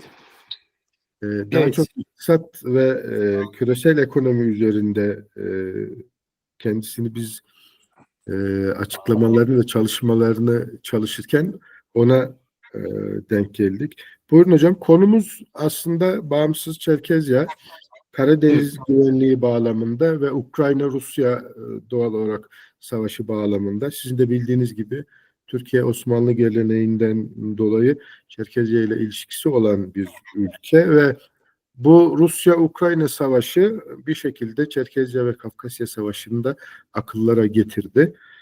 Yalnız Çerkezya değil, Orta Asya'ya kadar birçok Türk halkı ve Çerkezlerle birlikte diğer halklarda da bir özgürlüğe dair umut ışığı oluştu. Üstadım, bu konuda siz kendi branşınızı da göz önüne alarak bize neler söylemek istersiniz? Buyurun, söz sizde. Evet, bir cümle şununla başlayayım. Diğer konukların alanlarıyla kesişecek şekilde özellikle Çerkesya'nın tabii bir ulus devlet olarak şekillenmesi sorunu bu dediğiniz çerçevenin içinde tam olarak yer alıyor. Yeniden inşa kapsamında. Şimdi geldiğimiz noktada tabii ki süreç devam ediyor. Bu süreçler dünya üzerinde toplumlar nazarında hep devam eder. Bununla da küresel ekonomi ve küresel ekonomi içindeki değişimler de bu süreçleri beslerler veya bazı imkanlar yaratırlar veya bazı imkanları ortadan kaldırırlar. Tabii bu toplumların ne ölçüde bunu arzu ettiklerine ve uygun stratejileri, uygun hedefleri, uygun koşulları kolladıklarına göre değişir. Bu açıdan bugünkü çerçeveden baktığımızda, bugünkü zaman penceresinden baktığımızda karşımıza en yeni olarak küresel ölçekte ekonomiyi etkileyecek olan Çin'in kuşak yol projesi olduğu gözüküyor. Bu Covid öncesinde başlayan ama çok fazla konuşulmayan bir inisiyatif. Bunu gitgide daha çok konuşulduğunu göreceğiz. Çünkü burada Çin'in ne yapmak istediği ABD başta olmak üzere batılı müttefikler tarafından anlaşıldığı için bu engellenmeye çalışılacak ve bunun birçok çıkkını nasıl engelleneceğine dair ipucunu çeşitli vesilelerle ABD hükümeti verdi ve vermeye devam edecek. Bunları geniş miktarda sıralamamıza gerek yok ama bir iki başlık olarak söyleyebiliriz. Bize yol göstermesi açısından özellikle yüksek teknoloji alanlarında bu çatışma, ekonomik çatışma hızlanarak ilerleyecek. Bu durumda Kuşak Yol Projesi nereye oturuyor ve Kuzey Kafkasya ve belki de hatta ülkemiz de bunun içinde nerede konumlanacak dediğimizde tabii ki dış ticaret devreye giriyor ve Çin'in yüksek teknolojiye geçerken yüksek kapasitede, fazla kapasitede ürettiği orta teknolojili ürünleri dünyaya yayması gerekiyor ki bu katma değeri devam ettirebilsin. Dolayısıyla büyük bir fabrika gibi düşünüldüğünde büyük bir kapasitesi var. Böyle bakıldığında kendisi de pazar arayan bir ülke. Bu pazarlar Afrika'ya kadar uzanacak bildiğiniz gibi. Şimdi bu noktada kuşak yol üzerinde bulunan ülkeler borçlandırılıp birer pazar haline mi getirilecekler ki bu zaten var olan ulus devletler için de büyük sıkıntıdır. Ve henüz kemikleşmemiş, bu ideolojisi kemikleşmemiş toplumlar için de büyük sıkıntıdır. Dolayısıyla aslında sorun burada ekonomik olarak bu ülkelerin veya bu toplumların geri kalmışlığından Çin'in faydalanması problemine gidecek. Ama bununla beraber bir fayda üretecek mi? Bu üreteceği fayda da jeostrateji anlamında olacak mı? Yani Çin'in bir şekilde taraf olması veya dengeleyici olması Batı dünyasına karşı mümkün mü? Ben Orta Doğu'daki gelişmeleri örnek vererek bunun pek mümkün olmadığını dile getirmek istiyorum. Yani böyle bir beklenti şu an için gerçekçi değil. Çünkü Çin bu noktada neredeyse çok naif açıklamalarla durumu geçiştirdiğini gördük. Özellikle İsrail ve Orta Doğu'daki gelişmelerde, çatışmacı gelişmelerde. Dolayısıyla Çin'den böyle bir beklenti, inisiyatif almasını beklemek normal değil. O yüzden ben bu ekonomik gelişmenin zararının olabilecek jeostratejik faydalardan daha çok olduğunu değerlendiriyorum Çin kapsamında bakılınca. Kaldı ki Rusya ile olan ilişkisi ve Rusya'nın bölgedeki tahakkümünün de bu devam etmesini sağlar. Peki burada Kuzey Kafkasya'nın ne gibi bir ekonomik potansiyeli olabilir dediğinizde ve Batı dünyasının burada buraya olan dahli nereye kadar uzanabilir dediğinizde orada da biraz önce ifade edildiği NATO'nun Karadeniz'in batısına ilişkin son yıllarda çok hızlı bir atılımı oldu ve belki de Rusya'ya verdiği daha önce kapalı kapılar ardında verdiği genişlememe sözlerini çiğnemiş oldu ve Ukrayna çatışmasına aslında fikirsel katılım böyle oldu. Dolayısıyla Karadeniz'in doğusundaki durumsa yine NATO'nun alanında kalacağını ben değerlendiriyorum. Orta uzun hedefleri arasında olduğunu değerlendiriyorum. Bu yüzden de bu açıdan da riskli bir durum söz konusu. Kafkasya'nın, Kuzey Kafkasya'nın ekonomik kaynakları ne olabilir? Bu tahakküm sadece siyasi ve jeopolitik sınırlarla mı, yani coğrafyayla mı ilgili dediğimizde sadece ticaret yolları değil, o bölgenin doğal kaynaklarıyla da ilgili bunu düşünmemiz gerekiyor. Şimdi burada detaylı araştırmaları tabii ki ancak bu taraf ülkeler bilim dünyasında görebiliriz. Rusya gibi, belki batılı ülkeler gibi ama çok özel çalışmalar eğer bize Kuzey Kafkasya'da şu an teknolojik gelişmelerin altyapısını oluşturan bazı madenlerin ya da metalolojik ürünlerin olduğunu söylerse, böyle kaynakların yoğunlukta olduğunu bilirsek ki su kaynaklarının yoğun olduğunu, aynı zamanda orada nükleer kaynakların olduğunu da biliyoruz. Dolayısıyla bunlar bölge üzerindeki belki de çatışma ihtimalini, bölge üzerindeki anlaşmazlıkları çok daha ileri seviyeye taşıyabilir. Bu açıdan eğer ülkemizde Kuzey Kafkasya özelinde belki Karadeniz'in en doğusunda ulaşabilecek teknolojik imkanlarla madenleri, özellikle elektrikli araç pilleri başta olmak üzere uzay araştırmalarında kullanılan birçok yeni maden var. Bunların varlığını araştırırsa veya böyle bir çalışmalar yapılırsa o zaman bölge üzerinde bizim Dışişleri Bakanlığımızın veya kamu kuruluşlarımızın daha net, daha açık stratejik planlara girişebildiğini de görebiliriz. Çünkü şu anki çerçevede, jeostratejik çerçevede Azerbaycan başta olmak üzere devletin oluşturduğu belirli strateji içinde gidiliyor. Dolayısıyla burada Kuzey Kafkasya'ya birden refleksif olarak açılıp orada çeşitli politik stratejik hamleler yapabilmek pek mümkün gözükmüyor. Buna hazırlıklı olmamız lazım. Dolayısıyla hazırlıklı olmak kavramı da ancak oranın doğal kaynakları başta olmak üzere bölgenin dünya ekonomisine ve Çin'in geçireceği bu kuşak yol projesine nasıl eklemlenebileceği ve Rusya'nın bundan bir doğal kaynak zengini olarak nasıl rahatsız olabileceği üzerine düğümlenecektir. Çok teşekkürler hocam. Teşekkür ederim. Ata hocam konuya Çin'in kuşak yol projesi bağlamında bir açılım getirdi.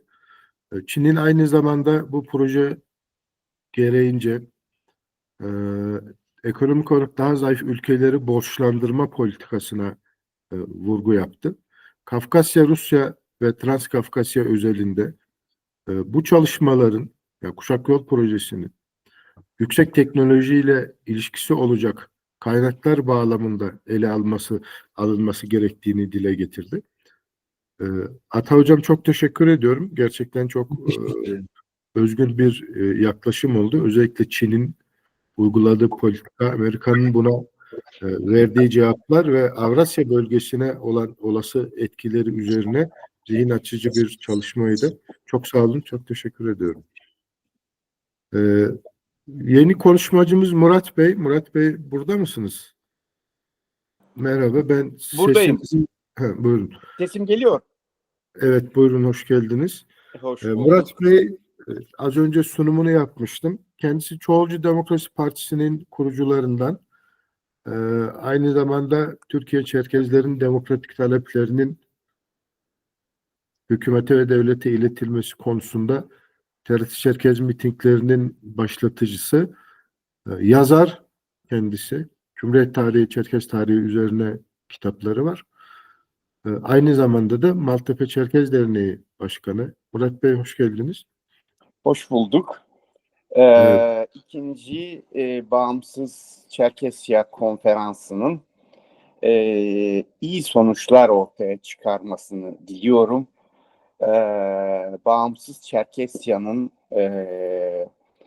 oluşumunda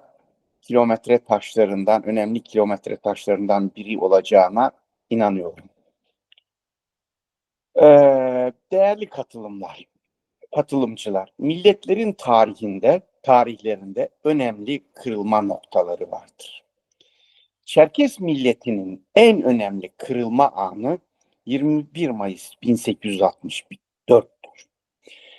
101 yıl süren acımasız soykırım ve savaş beraberinde sürgünü getirmiştir. Tabii Rusya emperyalist bir devlettir. Çok büyük coğrafyaları, Asya'yı ta Bering Boğazı'na geçip Alaska'ya kadar olan toprakları neredeyse birer tabur askerle fethetmiştir.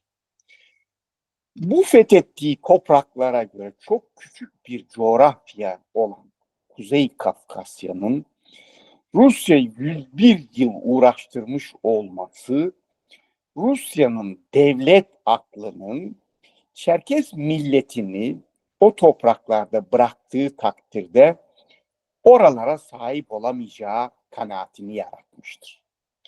İşte bundan dolayı Çerkesleri Rusya'nın devlet aklı sürme kararı almıştır. Orantısız bir güçle soykırım uyguladığı Çerkesleri zorla sürerek ikinci bir soykırımı daha gerçekleştirmiştir. Batmakta olan Osmanlı Devleti'nde çok kısa sürede hayata tutulan Çerkesler, Cumhuriyet'in kuruluşuyla birlikte tek ulus yaratma ideolojisinden dolayı diasporada çok büyük bir erime ve asimilasyona uğramışlardır. Ancak aradan 160 yıl geçmiş olmasına rağmen Çerkes milleti dimdik ayaktadır. Dernekleri, federasyonları, spor kulüpleri, vakıfları ve partileri ve aktivistleriyle ve inisiyatifleriyle gerçekten büyük bir direniş göstermektedir. Bir örnekleme yapmak istiyorum müsaade ederseniz. 1917 Ekim devriminde devrime karşı olan Ruslardan 250.000 kişi Rusya'yı terk etmiştir ve bunların çoğu İstanbul'a, Osmanlı Devleti'ne gelmiştir. Tabii bunun üzerinden takribi 100 yıla yakın bir zaman geçmiştir. Bugün 1917 devriminde Rusya'yı terk etmiş Ruslardan tek bir fert bile kalmamıştır. Bir diaspora yaratamamışlardır. Sadece geriye İstanbul'da Rejans lokantası kalmıştır. Onu da artık Ruslar işletmemektedir, Türkler işletmektedir. Bu örnek şunu göstermektedir ki Çerkes milleti Rus milletine göre çok daha dayanıklı ve varlığını sürdürme konusunda dirençli olduğunu ispat etmiştir. İşte bu 101 yıllık direniş göstermiştir ki Çerkes milleti ana vatanında ve diasporalarda aktivistler ve eylemlilikler yaratarak Çerkes davasını bütün dünyaya gösterme konusunda azimlidir. Birleşik Çerkesya Konseyi'ni oluşturan kişiler de Çerkes aktivizminin en önemli kişileridirler. Birleşik Çerkesya Konseyi, Çerkes soykırımının uluslararası arenada kabul edilmesini çok önemsemektedir.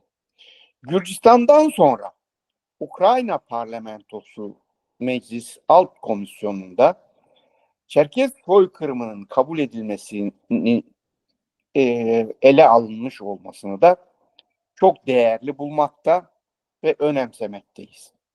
Bu anlamda Ukrayna halkının faşist Putin Rusyasına karşı verdiği kahramanca direnişi can gönülden desteklemekteyiz. Türkiye'deki Ukraynalılar Derneği ile de dayanışma içinde bulunmaktayız. Ben de bugün öğleden sonra Ukraynalılar Derneği'nin İstanbul Tepebaşı'nda düzenleyeceği protesto eylemine katılıp bir konuşma yapacağım. Yarın da Ukraynalılar Derneği'ni Maltepe Çerkes Derneği'nde misafir edeceğiz. Savaşta eşlerini ve çocuklarını kaybeden kadınları dinleyeceğiz. Onların acılarına ortak olacağız. Rusya tarafından mağdur edilmiş bütün halkların dayanışması faşist Rusya'yı yenecek, hem Rusya'ya hem Rusya tarafından baskı altında tutulan halklara özgürlük getirecektir. Yaşasın bağımsız Çerkesya, yaşasın mücadelemiz. Hepinizi saygıyla selamlıyorum. Teşekkürler Murat Bey. Adiye vay vay diyorum. Adiye vay vay. Bekliyorum. Murat Bey, Çerkez-Rus savaşlarının tarihine kısa bir şekilde değindi. Diaspora haline gelen Rus ve Çerkezler arasındaki farkları dile getirdi. Birleşik Çerkezler Konseyi'nin Ukrayna nezdinde başlattığı Çerkez soykırımının tanıtılması hamlesine değindi. Bu tabii henüz açıklanmayan diğer ülkeleri de içeriyor, resmi görüşmeler. Yine İstanbul Çerkezlerinin, kendisinde başkan olduğu Maltepe Çerkez Derneği'nin eylem bazında Ukrayna sivil toplum kuruluşlarıyla gerçekleştirdiği dayanışmayı ve Ukrayna halkından eşlerini, çocuklarını savaşta kaybeden insanlarla olan dayanışmalarına dair programlarını anlattı. Çok teşekkür ediyoruz. Şimdiki konuşmacımız Sayın Abdurrahman Dilipak. Üstadım hoş geldiniz. Hoş bulduk efendim. Sayın Abdurrahman Dilipak'ı anlatmaya gerek var mı bilmiyorum. Yani Türk medyasında bir duayen bir isim. Biz kendisiyle yıllardır da tanışıyoruz. Türkiye Çerkezlerin demokratik talepleri konusunda da inisiyatif almış birisi. 2012'de kendisini ben Ahlat Çerkez mitinginde görmüştüm. O zamandan beri temasımız devam ediyor. Kendisi Türkiye'deki önemli bağımsız gazetecilerden, aynı zamanda yazar ve araştırmacılardandır. Üstadım, konumuz bağımsız Çerkezya. Dolayısıyla Karadeniz'in güvenliği, dolayısıyla Ukrayna'nın işgali ve büyük devletlerin bu konuya olan yaklaşımı. Buyurun, evet. size. Ben biraz farklı bir bakış açısıyla olayı, tarih, bugün ve gelecek perspektifiyle okumaya çalışacağım. Şimdi buraya nasıl geldik biz? Hep 1453 İstanbul'un fethi falan diyoruz da 1500'lerde Christoph Kolomb Amerika'ya gitti. Arkasından dünyada yaşayan 4 büyük ırktan biri yok edildi. Bakın, Kızılderililerin yaşadığı toprak, ki onların Kuzey Amerika'dakiler büyük ihtimalle Bering'den geçenler, Kafkas halklarından olması da mümkün. Dünyada yaşayan 4 büyük ırktan biri yok edilirken bu aslında dünyanın karasal büyüklüğünün 1/3'iydi. Dünyada yaşayan yine 4 büyük ırktan biri köleleştirildi. Dünyada yaşayan 4 büyük ırktan biri sömürgeleştirildi. Ve bu kendi aralarında bu sömürge mirasını paylaşamadıkları için de 100 yıl savaştılar. 100 yıl savaşlarının ardından 1600'lerin ortalarında Westfalia Anlaşması imzalandı ve ulus devletler, bugün üzerinde konuştuğumuz şey 1700'lere gelirken ortaya çıktı. Westfalia Anlaşması, derebeylerin kendi arasındaki anlaşma, aynı zamanda da kiliseyle, Vatikan'la dünya mirasını paylaşma konusunda bir konferanstı aslında. Arkasından 1789 kilisenin kontrolü ya da Almanya'da Luther'in ortaya çıkışı, protestanlığın başlaması, Birinci Dünya Savaşı, İkinci Dünya Savaşı, Soğuk Savaş'ın bitmesi ve bugüne geldik. Eğer biz bu mesela Tahran, Yalta, Potsdam'ı doğru okumazsak, Kahire'yi doğru okumazsak tarih eksik kalır. Ya da Bakü'deki Doğu Halkları Konferansı'nı okursak orada başka bir şey daha görüyoruz. Sahnedeki ana levha ve emruhum şura beynehum, aranızda Sovyet'le hükmedin anlamında bir ayet asılı sahnede. Ve o günkü alimlerimiz Sovyet rejimini Kur'an'ın mehdiyeti olarak algılamışlardı. Yani nasıl geldik buraya? Onu doğru okumamız gerekiyor. Bu noktadan sonra bir de geleceğe bakmamız gerekiyor. Burası Transkafkaslar, Kavimler Kapısı. Tarihte de öyleydi. Gelecekte de, biraz önce arkadaşlarım da bahsettiler, Pekin'den Londra'ya bir yol açılması söz konusu. Transkafkaslar sadece jeopolitik, jeostratejik açıdan değil, demek ki Kavimler Kapısı'nda Kavimler Savaşı da yaşanır. Mayınlı bir tarlada yaşıyoruz bir bakıma. Hatta burası teolojik anlamda da çok çok önemli. Yecüc-Mecüc koridoru burada. Yani teopolitik açıdan da Kafkasları okumamız gerekiyor. Ve burada şu anda çok ciddi başka bir hareket var görmediğimiz. Mesela Hazaraların yeniden hayat bulması, Hazara devleti. Karayların yeniden ortaya çıkışı. O küçücük İsrail dediğimiz yapı Şabat üzerinden bugün Bakü'de ve Kıbrıs'ta çok etkin. Yine bizim Kıbrıs deneyimimizi iyi görmemiz gerekiyor. Gazze'de yaşananları, Ukrayna'da yaşananları. Tarih övgü ya da sövgü kitabı olarak okunmaması gerekiyor. Vekalet savaşlarının piyonu olmamamız gerekiyor. Bu son derece önemli. Ve bir mücadeleyi hak namına yapacaksak ki Çerkezlerin alameti farikası, temel karakteri özgürlük ve hak mücadelesiydi. Hak temelli bir mücadelenin evrensel insan vicdanını harekete geçirebilmesi gerekir. Etnik ya da dini değil, insan olan herkesin aklında, vicdanında, yani yüreğinde bir yerimiz olması gerekir. Bunun stratejisi çok farklıdır. Yani bir direniş cephesi oluşturmak çok zor değil. Ya da bugün var olan düzenin öngörülen şablonu dışında bir yapı oluşturmak istiyorsanız, bakın bu olmuyor, çok kolay olmuyor. O zaman o yapıyı dönüştürmek gerekiyor. İşte bu anlamda bir büyük tehditle karşı karşıyayız ve bir büyük fırsatla. Tehdit ve fırsat iç içe. Yin yang gibi birbirini tamamlıyor. Bir, yeni dünya düzeninde devlet yok. Yani insan da yok. Transhumanizm projesiyle insan nesneler arası iletişimin nesnesi olacak. İnsan, maymun ve makina bir network oluşturacak ve birbirlerinin beyinlerini okuyacaklar. Ve bu insan biyolojik insan olmayacak. Din, ahlak, gelenek, tarih ve biyolojik cinsiyetinden bağımsız genom, gender diye tanımlanan bir genomdan söz ediyoruz.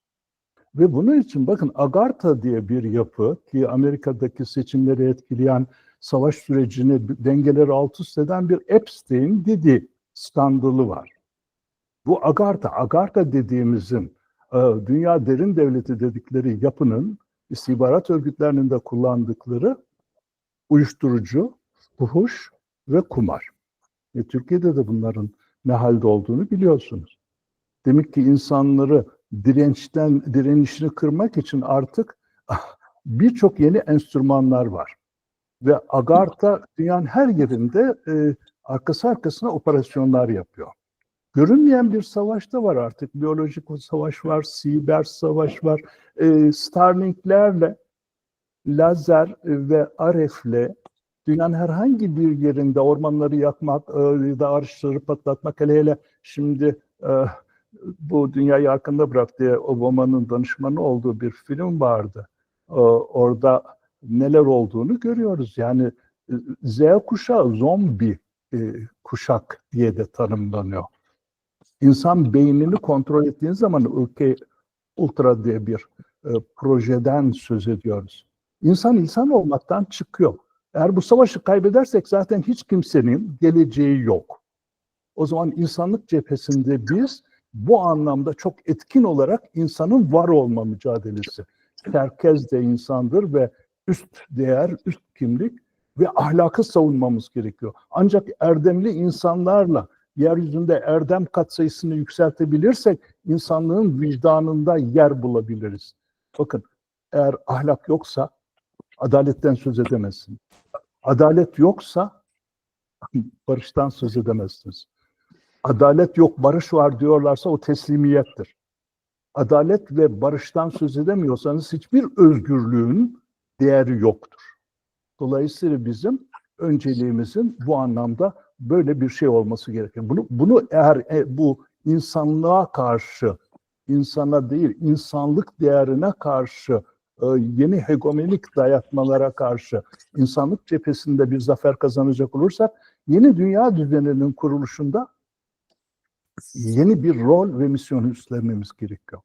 Burada adaletten, barıştan, hürriyetten yana katılımcı, çoğulcu, şeffaf, insan haklarına saygılı bir hukuk devleti. Ve bunu biz talep ettiğimiz şeyleri başkalarına da vaat ederek ve başkalarının haklarını da bu anlamda birlikte savunma, hak ve adalet üzerine bir evrensel ittifaka dönüştürebiliriz. Ve insanlık buna bugün muhtaç.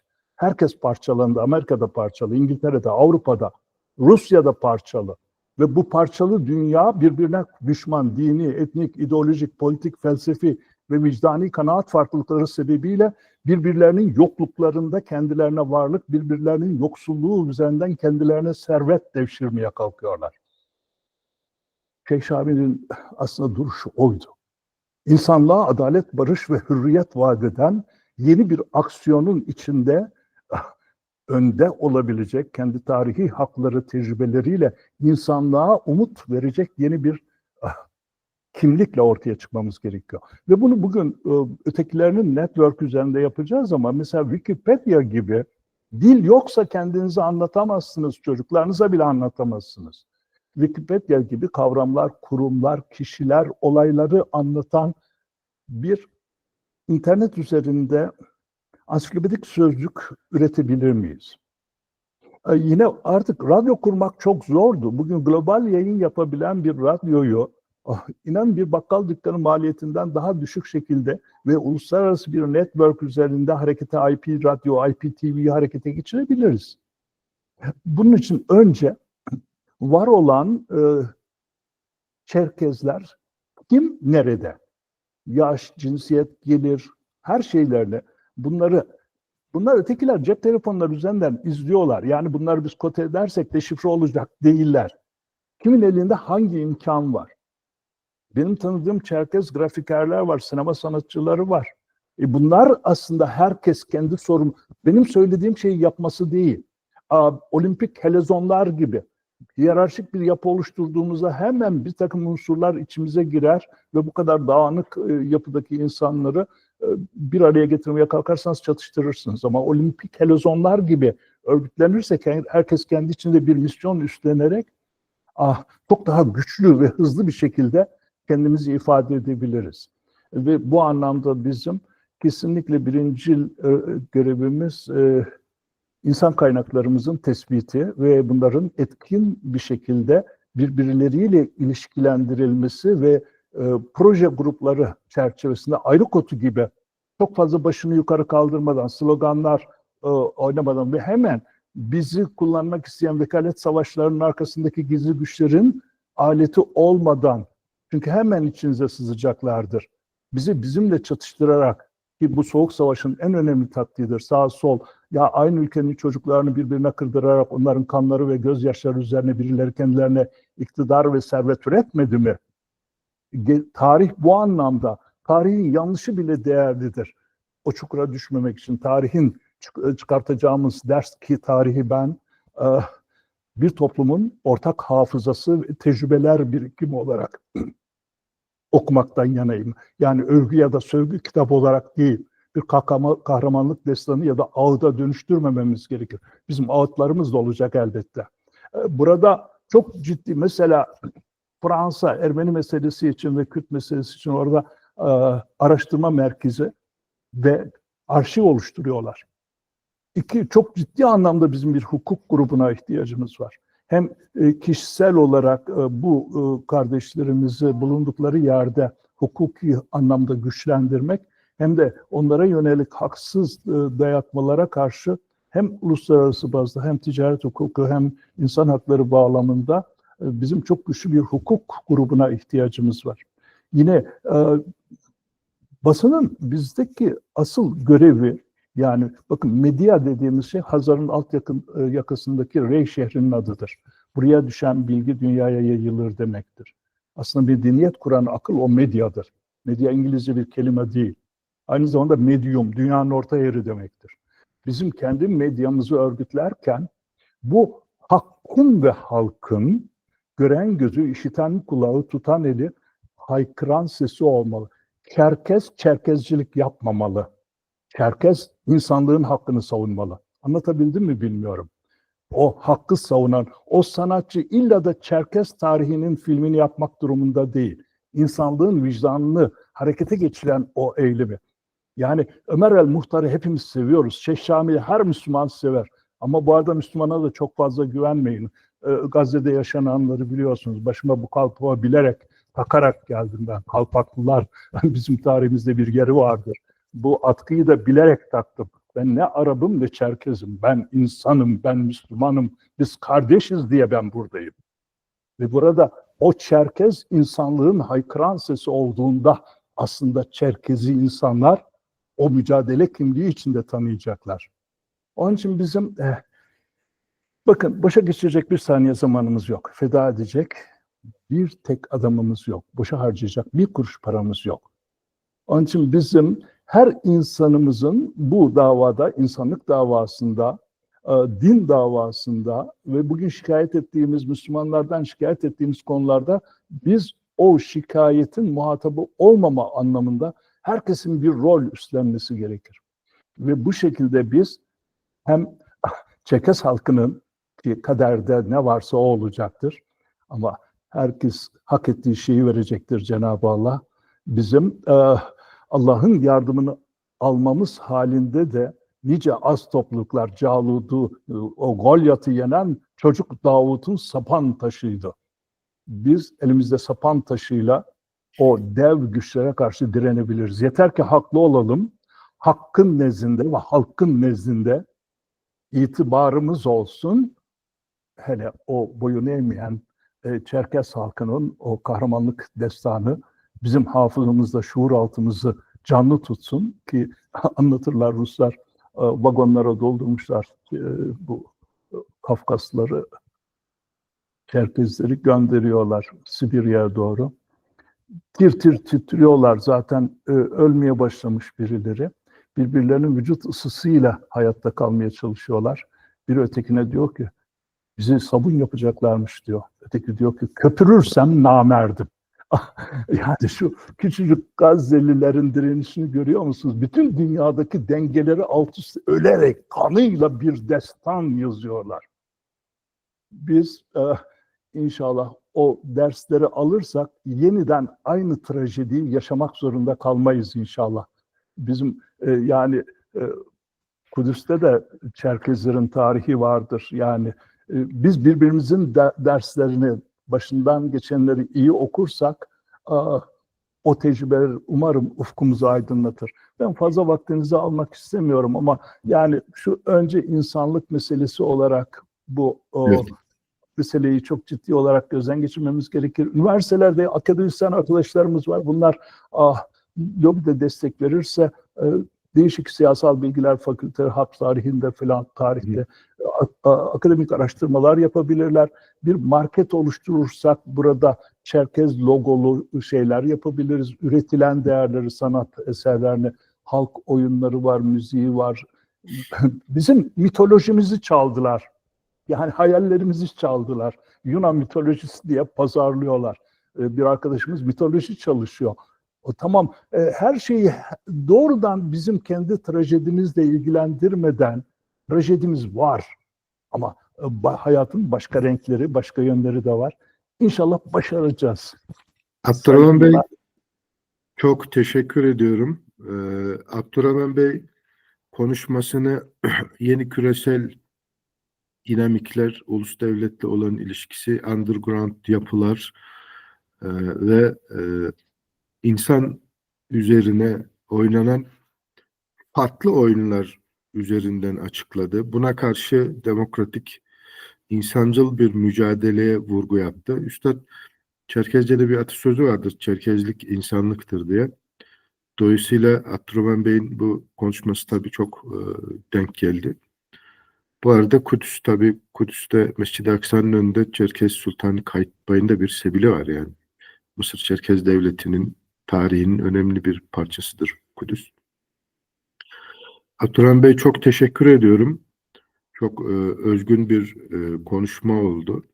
Tabii sizi takip edenler, sizin yaklaşımlarınıza aşina olanlar ne demek istediğinizi çok daha iyi anladılar.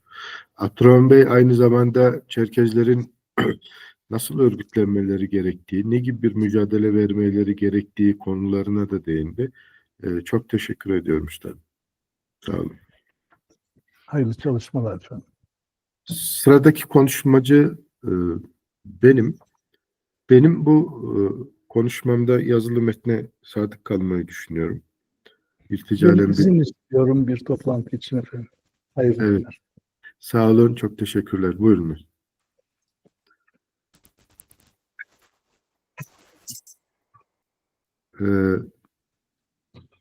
Ben Türk ve Rus devlet geleneklerinde Çerkezler ve Çerkezya başlığı altında sunumumu yapmak istiyorum. Çerkezler ve Çerkezya'nın Rus devlet geleneğinde ifade ettiği şeyle Türk devlet geleneğinde ifade ettiği şeyler farklı şeyler. 1453 İstanbul'u fethiyle birlikte Osmanlı Kırım üzerinden bir Çerkezya politikası başlatmış. Bu bir fetih ve işgal politikası şeklinde dönüşmüş ve ana Çerkez kitleleri İslam dinine girene kadar aslında bu fetih ve işgal politikasına Kırım üzerinden Osmanlı devam etmiştir. Çerkezlerin ana kitlelerinin Müslüman olmasından sonra Osmanlı'nın Çerkezya ile olan ilişkileri Kırım'ı da dengeleyerek Çerkezya üzerinden süreç içerisinde 1783 yılında Kırım'ın ilhaki ve 1774 yılında Küçük Kaynarca Anlaşması'yla Osmanlı'nın Kırım'dan vazgeçmesi üzerine Osmanlı yeni bir Çerkezya politikası geliştirmiştir. Bu politika yani Kırım, Çerkezya ve Osmanlı mücadele hattının Kırım ayağının yok olması üzerine Çerkezya'yı ön plana çıkarmıştır. Dolayısıyla Osmanlı Çerkezya'da Beylerbeyliği düzeyinde Yavuz'dan beri de Fatih'ten beri devam eden politikasını Çerkezya sahillerinde kentleşme, Çerkezya sahillerini Osmanlı ticaretine açma ve bu bölgede kalıcı olarak yerleşme politikasını gütmüştür. Ancak 1829 yılında bu mücadelesini de Osmanlı kaybetmiştir. Edirne Anlaşması'yla Kafkasya, Çerkezya üzerindeki politikasından vazgeçmiştir. Bundan sonraki Çerkez-Rus savaşları Çerkezya'nın kendi öz dinamikleriyle neredeyse hiç yardım almadan 1864 yılına kadar devam etmiştir. Buna karşın Rusya'nın Çerkezya politikası çok daha net ve çok daha hayatidir. Özellikle Rusya'nın sıcak denizlere inme politikasının da gereği olarak Rusya Çerkezya'yı hayati derecede önemli görür. Çerkezlerin direnişinin yok edilmesini hayati derecede öngörür. Çerkezya'yı uzun süre Kırım'ın yedeğinde ele almış. Kırım kaybettikten sonra önemine vurgu yapmış. Ancak 1774'ten 1829 arasındaki döneme kadar da mücadelesini başarılı bir şekilde sonuçlandıramamıştır. Bu mücadele iki devlet arasındaki Çerkezya'ya ve Çerkez halkına olan bakışı günümüze kadar şekillendirmiştir. Bugün yine Rusya Federasyonu Türkiye Çerkezlerine bir olgu olarak, diaspora Çerkezlerine ve anavatan Çerkez bir olgu olarak, bir vaka olarak hiçbir boşluk bırakmayacak netlikte yaklaşmakta. Kendi işgalci, soykırımcı ve sömürgeci politikalarını entegre etmeye çalışmaktadır. Türkiye ise bir öteki olarak Çerkezleri görmemekle birlikte demokratik haklar bağlamında içeriden bir Türk halkı, bir Türk alt etnik grubu olarak yakında görmemektedir. Nitekim Türkiye Çerkezleri son 22 yıldaki bütün demokratikleşme çağrılarına ve Türkiye'de TRT Çerkez'in açılması çağrılarını hükümete ve devlete yinelemesine rağmen somut hiçbir adım atılmamıştır. Bütün girişimler akim kalmıştır. Buna karşın Rusya Federasyonu işgalden bu yana devam ettirdiği diaspora Çerkezlerini kontrol altında tutma politikalarına modern Türkiye Cumhuriyeti vatandaşları olan Çerkezler üzerinde de devam ettirmektedir bu çalışmalarını. Başta Türkiye Çerkezleri, Suriye, Ürdün ve İsrail ve Batı ülkelerindeki Çerkezleri Moskova merkezli Dünya Çerkez Birliği adlı işbirlikçi yapıya entegre olmaya zorlamaktadır. Diaspora Çerkezlerin Çerkezya'ya girişini engellemekte, vatandaşlık almalarını engellemekte, Çerkezya'ya dünyanın farklı bölgelerinden düzenli olarak nüfus transferi yapmaktadır. Türkiye özelinde Dünya Çerkez Birliği'ne bağlı Çerkez dernek ve federasyonlarını farklı tehdit ve şantajlarla kontrol altında tutmaktadır. Son 10 yılda sosyal medyada oluşturduğu özellikle Türkçü görünümlü ama Moskova merkezli troll gruplarıyla Türkiye Çerkezleriyle Türkiye'deki Türk halkının ve diğer halkların arasında çatışmalar ve sorunlar ve tartışmalar yaratılmasını sağlamakta. Yine Türkiye Çerkezlerinin ve bağımsız Çerkezya mücadelesinin itibarsızlaştırılması adına Türkiye'de Aydınlık adlı grupla profesyonel bir işbirliğine girmektedir. Bu grup aynı zamanda Uygur soykırımını da itibarsızlaştıran, Uygur halkına yapılan katliamları da önemsizleştirmeye çalışan bir yapıdır. Bu yapı merdiven altı Kemalist bir yapıdır ve son 10 yıl içerisinde Türkiye Çerkezlerinin hem Türkiye içinde demokratik haklar kazanmasını hem de uluslararası alana Çerkez soykırımını taşımasını ve bağımsız Çerkezce mücadelesini taşımasını düzenli olarak sabote etmekte, kara propaganda çalışmaları yürütmektedir.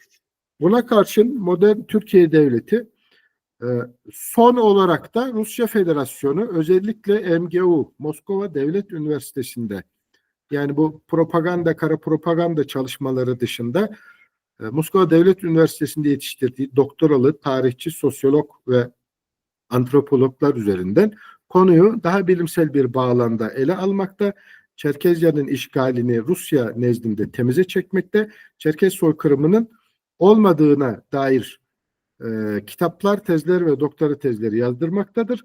Birçok Türk sosyal bilimci bu bağlamda Moskova'da eğitim almakta ve Türkiye'ye geldiklerinde Moskova'nın çıkarları doğrusunda hareket etmektedirler. Buna karşın Türk devlet geleneği Osmanlı Devleti'nden devraldığı Çerkezya'yı ve Çerkezleri birincil derecede önemli görmeme, sorunlarıyla ilgilenmeme ve sorunu kavrayamama hastalığından hala müzdariptir. Özellikle son 30 yıldır ve son 22 yıldır Türkiye Çerkezlerinin devletten ve hükümetten istedikleri hiçbir demokratikleşme talebine somut cevap verilmemiştir. TRT Çerkez taleplerine verilen cevaplar gerçekten işler acısıdır. Sayın Binali Yıldırım Çerkezler için sobada dolar yakamayız demiştir. Sayın Özhaseki TRT Çerkez talebinin Cumhurbaşkanlığına gitmesini başarılı bir şekilde engellemiştir. Sayın Bülent Arınç ki kendisi TRT'den sorumlu bakandır. TRT Çerkez taleplerine randevu bile vermemiştir ve Çerkezlere Türk devletinden beklentilerini bu kadar yüksek tutmamaları tavsiyesinde bulunmuştur. Dolayısıyla Osmanlı Devleti'nden bu yana Çarlık Rusyası ve Rusya Federasyonu'nun Osmanlı Devleti ve Türkiye Cumhuriyeti Devleti'nin Çerkezlere ve Çerkeziye'ye olan bakışları genetik olarak değişmemektedir. Birincil bir sorun olarak Karadeniz stratejisi geliştiren Rusya Federasyonu bugün diasporada yaşayan milyonlarca Çerkezi bile es geçmemekte, düzenli olarak çok farklı bağlamlarda kontrol altına almaya çalışırken Türkiye Cumhuriyeti Devleti ki dünya Çerkezlerinin büyük bir kısmı Türkiye Cumhuriyeti içerisinde yaşamaktadır. Türkiye Çerkezlerinin demokratik kültürel talepleri konusunda bile bir cevap, geri dönüş sağlamamaktadır. Türkiye Cumhuriyeti daha önceki hocalarımızın açıkladığı gibi bağımsız Çerkezce ve Karadeniz güvenliği konusunda henüz bir inisiyatif alma durumunda değildir. Bu anlaşılabilir bir durumdur. Ancak kendi vatandaşları olan Türkiye Çerkezlerinin bile Rusya Federasyonu tarafından yönetilmesi, baskı altına alınması, şantaj ve tehditlerle yönlendirilmesine bile bir set çekmemektedir. Dolayısıyla Osmanlı Devleti döneminde başlayan Çerkez Seddi projesi günümüzde geçerliliğini kaybetmiştir. Rusya Federasyonu konuyu çok daha ciddi bir şekilde ele almakta. Türkiye Cumhuriyeti ise söylem bazında kardeşlik üzerinden demokratik olarak da hiçbir kazanç vermeden 41 dilde yayın yapan TRT'de tek bir saat bile Çerkezce yayın yapmadan Ürdün ve Avrupa Çerkezleriyle Yunus Emre Enstitüsü üzerinden nezaket ziyareti yaparak ancak kendi vatandaşı olan Türkiye Çerkezlerine hiçbir kazanım sağlamadan süreci geçiştirmektedir. Buradan biz Birleşik Çerkezce Konseyi olarak Türkiye Cumhuriyeti Devleti'ne bu Osmanlı geleneğinden vazgeçmesi gerektiğini, kuzeyi tamamen Rusya'ya bırakma geleneğinin artık sürdürülemez olduğunu, Türkiye Çerkezlerinin Moskova merkezli yapılar tarafından yönetilmesi ve manipüle edilmesinin önlenmesi gerektiğini, yine Ürdün Çerkez derneklerinin de Türkiye Cumhuriyeti Devleti'nden resmi talepte bulunduğu gibi TRT Çerkez'in bir başlangıç olarak açılması gerektiğini dile getirmek istiyorum. Beni dinlediğiniz için çok teşekkür ederim. Şimdi yeni konuşmacımız insan hem moderatör olup hem konuşmacı olması da bir sorun tabii. Ama yeni konuşmacımız Sayın Profesör Doktor Yaşar Sarı. Hocam burada mısınız? Buradayım. Merhaba hocam, hoş geldiniz. Hayırlı sabahlar. Hayırlı sabahlar. Sayın Yaşar Sarı, kendisi İbn Haldun Üniversitesi öğretim üyesi, profesör doktor. Birçok tabii CV'ye bakınca sonsuz denecek çalışmaları var. Agit Gözlemciliği, Orta Asya Amerikan Üniversitesi'nde bölüm başkanlığı, jeopolitik teoriler ve Rusya, Orta Asya ve Kafkasya üzerinde çalışmalar üzerine birçok deneyimi var. Üstadım, konumuz belli. İkinci Bağımsız Çerkezce Konferansı'na hoş geldiniz. Hoş bulduk. Sabahtan beri devam eden bir dizi diyalog var. Bir kısmını dinlemişsinizdir konuşmacılarımızın. Bu bağlamda, bu konuda sözü size veriyorum. Buyurun. Teşekkürler. Herkese hayırlı sabahlar. Bendeniz İbn Haldun Üniversitesi Avrasya Çalışmaları Merkezi'nde çalışıyorum. Çalışmalarım sebebiyle Kafkasya coğrafyasını üzerinde, özellikle Kafkasya coğrafyasının Rusya ile ilişkileri ya da Türkiye ile ilişkileri üzerine çalışıyorum. Tabii Kafkasya coğrafyası dediğimiz zaman temelde biz iki bölüme ayırıyoruz. Kuzey Kafkasya ve Güney Kafkasya. Çerkeslerin yaşadığı toprakları olan Kuzey Kafkasya'nın son 150 yıldır, belki de daha fazla, 1850'lerden öncesinde alırsak tabii, Rusya'nın işgalinde olduğunu biliyoruz. Ve Çerkeslerin de bir soykırıma uğradığını biliyoruz. Şimdi bir uluslararası ilişkilerci olarak Kafkaslılar ve Çerkeslerin durumunu uluslararası ve bölgesel sistemler üzerinden incelersek şunu söyleyebiliriz. Evet, sizler insani tarafından Türkiye ile ilişkisi, Rusya ile birebir ilişkisi üzerinden değerlendirdiniz. Sizden önce Dilipak Bey işin daha insani yön üzerine konuştu. Birlikte hareket etmenin, üst kimliklerle davranmanın gerektiğini üzerinden durdu. Biz bu bölgeyi, Kuzey Kafkasya'yı ve Çerkeslerin ana vatanını iki anlamda önemli görüyoruz, jeopolitik anlamda. Bir, Karadeniz üzerinde etkisi. İkincisi de zaten bulunduğu bölge Kafkas. Şu anda Ukrayna'da bir devam eden bir savaş var. Rusya'nın belli bölgeleri işgal ettiğini biliyoruz. Bu işgaller, Rusya'nın şu anda Ukrayna'da gördüğümüz işgaller, aslında Rus devlet anlayışının bir devamı. Ki nedir bu devlet anlayışı? Kendi coğrafyasını, kontrol ettiği coğrafyayı genişletmek. Çünkü Rus devletinde devletin kimliğini ya da devletin ana unsurunda bir güvenlik anlayışı geliştiremediği için genişleyerek, başka toprakları ele geçirerek bir güvenlik çemberi oluşturmaya çalışıyor. Bu çemberi oluştururken de sadece toprakları işgal etmiyor, aynı zamanda yaşayan halkları ya üzerindekileri soykırım yapıyor ya da o bölgeden sürüyor. Çerkezler de ne yazık ki bu politikanın kurbanı oldular. Şimdi ne yapılır, ne yapılabilir sorusu üzerinde durursak, elbette Çerkes diasporasının belli talepleri var. Bu taleplerin bir kısmı kısa dönemde gerçekleştirilebilecek, bir kısmı uzun döneme yayılması gereken talepler. Bunu söylerken şunu da ifade etmek isterim. Türkler ya da Türklerle birebir bağlantısı olan Müslüman halklar kendilerin yaşadıkları soykırım, acıları hatırlamakta.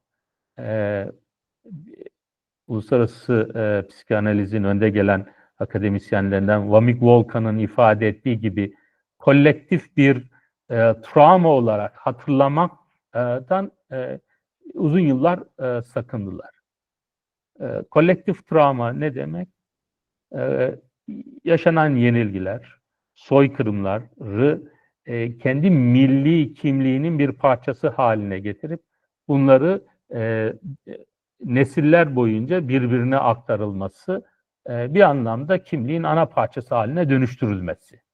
Bu konuda biliyoruz ki bazı halklar daha başarılı.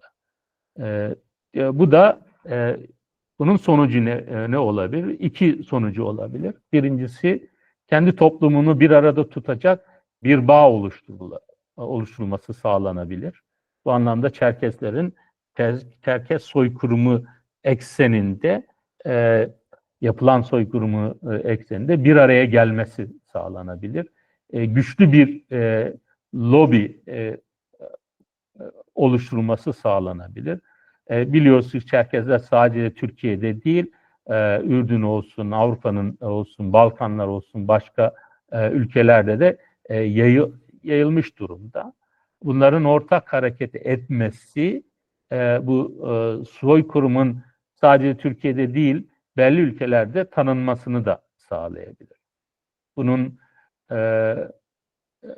ikincisi ise bu ortak kimliği, ortak travma üzerinde vurgu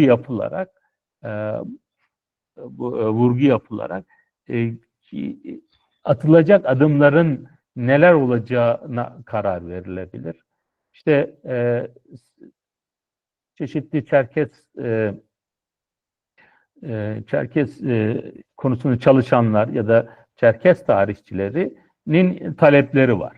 Bunların bu taleplerin bir kısmı dediğim gibi kısa dönemde gerçekleştirilebilir. Bir kısmı ise uzun döneme yayılması gerekir. Selçuk Bey'in ifade ettiği TRT'nin Çerkez kanalının açılması kısa zamanda yapılabilecek bir faaliyet. Ama Çerkez soykırımı ve sürgününün Türkiye Büyük Millet Meclisi tarafından tanınması ve orta boyutlu ya da Rusya ile Türkiye arasında yapılacak ikili anlaşmalarda Çerkez, Türk vatandaşı Çerkezlerin aynı zamanda kendi ana vatanları olan Çerkesya ile bağlantılarını sağlayacak çifte vatandaşlık hakkının verilmesi o biraz daha uzun zaman. Orada tabii Rusya'nın da tepkisinin ne olacağı önemli. Fakat bu acıları, yaşanan acıların ifade edildiği, hatırlandığı müzelerin açılması, çalışmaların yapılması, bu arada biz üniversite olarak, üniversitemizdeki Avrasya Çalışmaları Merkezi olarak Çerkezya ve Çerkez sürgünü ve soykırımı konusunda yapılacak çalışmalara ev sahibi yapmaktan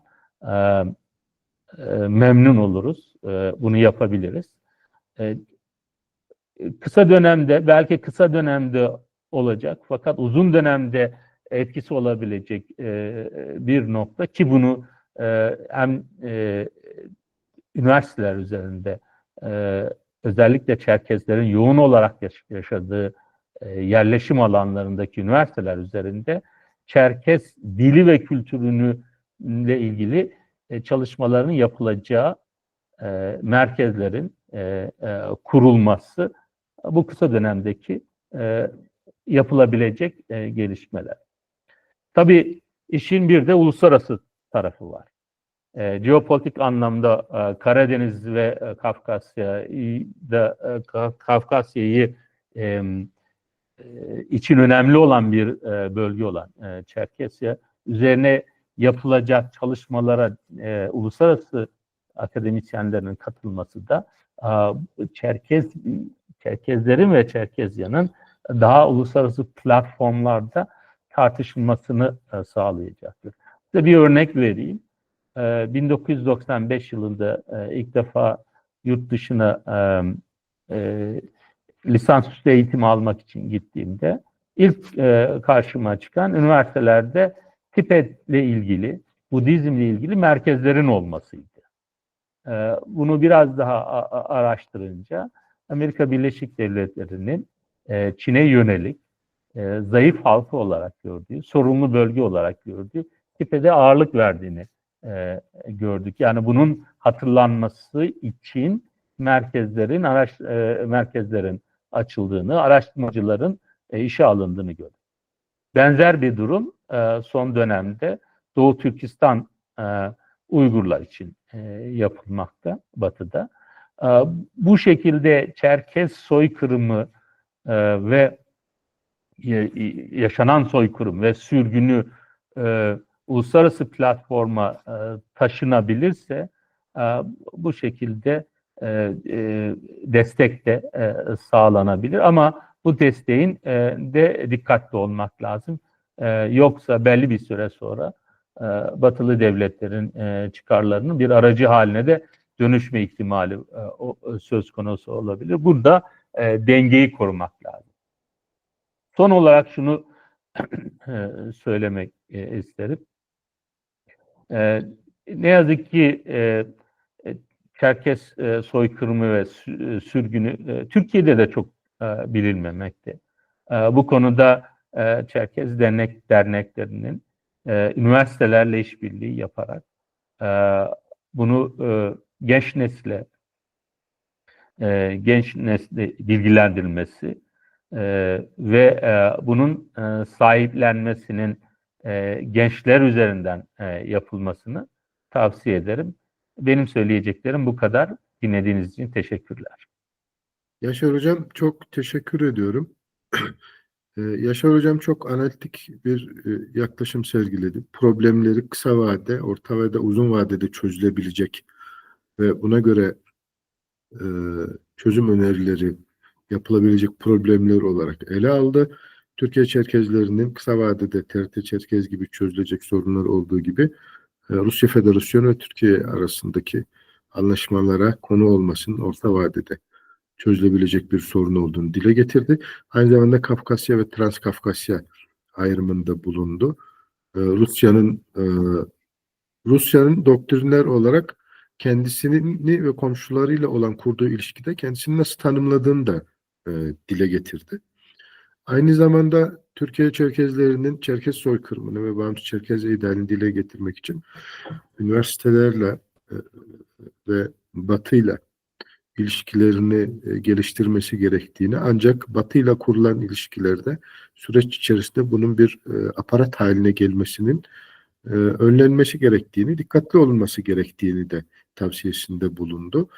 Kendisi kendi üniversitesinde de Çerkez soykırımıyla ilgili çalışmalar yapılabileceğini belirtti ve Türkiye Çerkez Sivil Toplum Kuruluşlarına açık kapı bıraktı. Çok teşekkür ediyorum hocam. Çok analitik ve çok doyurucu bir konuşmaydı. Çok sağ olun. Teşekkürler. Şimdi yeni konuşmacımız Profesör Doktor Sayın Uğur Özgöker. Uğur hocam burada mısınız? Buradayım efendim. Günaydınlar. Hoş geldiniz. Biz de. Uğur hocam İstanbul Arel Üniversitesi İngilizce Uluslararası İlişkiler Bölüm Başkanı, Kıbrıs Amerikan Üniversitesi Mütevelli Heyeti Başkanı. Yani hocam CV'nize baktım ben. Muazzam bir şey. Güvenliğe de değer veriyorsunuz. Cut copy paste yapamadık. Elle yazmak da mümkün değildi. Hocam buyurun, söz sizde. Bizim tabii bağlamımız bağımsız Çerkezce, Rusya, Ukrayna, tarihsel şeyler ve yeni dönem. Siz kendi alanınızda buna çok uygun aslında. Şeye çok hakimsiniz. Batı'nın, Avrupa'nın ve NATO'nun konuya olan yaklaşımı. Ben CV'nizi okudum ve bir insanın bu kadar yoğun üretkenlik, yani 35 kadar kitabın sadece editörlüğünü yapmışsınız. Buyurun, söz sizde. Teşekkür ediyorum. Şimdi sözlerime Kenan Kaplan Başkan'ın açılış konuşmasında bahsettiği Çerkez kültürünün yaşatılması ve bağımsız egemen Çerkezya'nın kurulmasıyla başlayacağım. Zaten değerli konuşmacılarımız başta Ardan Zentürk, Fahri Paşa'mız, Erenal Paşa'mız ve biraz önce konuşan Yaşar Sarı hocamız bununla ilgili güzel yol haritaları çizdiler. Ben örnek olaydan gidip vereceğim. Kıbrıs olayından gideceğim. Benim babamın işte hem annesi hem babası Kıbrıslı, yani baba tarafım Kıbrıslı. Anne tarafım anneannemin babası da Kıbrıslı. Eski işte Beyrut valisi, Diyarbakır valisi falan. Anneannemin annesi Çerkez. Yani 3/4 Kıbrıs, 1/4 Çerkeziz. Dolayısıyla bu şeyden ben de bir yol haritası zaten çıkartıldı. Ben Kıbrıs üzerinden, Kıbrıs sorununun Türk kamuoyuna ve KKTC'nin kurulmasına giden yol üzerinden bir örnek olay olaraktan Çerkezya'yı Allah kısmet ederse kurulması ve Çerkez sorunu ve Çerkez soykırımının Türk kamuoyunda daha iyi yer alıp uluslararası platformlara taşınmasına biraz örnek vermek istiyorum. Ve burada da Selçuk Başkan Yardımcımız güzel biraz da şey yaptı, serzenişte bulundu, işte devlet bize destek olmadı falanca filan da. Tamam. Bakın ben size biraz da Kıbrıs olayını anlatacağım. Orada da öyleydi ama bu sivil toplum kuruluşları bunu Türkiye'nin milli meselesi yaptı. Bugün ilkokulda bile gitseniz Kıbrıs sorun deseniz çocuklar biliyor. Ama maalesef çok daha eski bir sorun olmasına rağmen, çok daha köklü bir Çerkes toplumu olmasına rağmen Türkiye'de Çerkes sorunu öyle bilmiyorlar. Niye? Çünkü kamuoyuna anlatılamadı, kamuoyuna mal edilemedi. İşte biraz bundan bahsetmek istiyorum. Çerkesler gerçekten çok iyi bir, köklü bir kültürü var.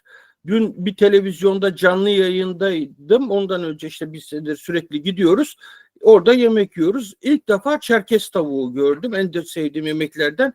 Bayıldım. Fevkalade şeydir. Oyunları, folkloru, kültürü, muazzam bir kültür. Çerkes kültürü gerçekten.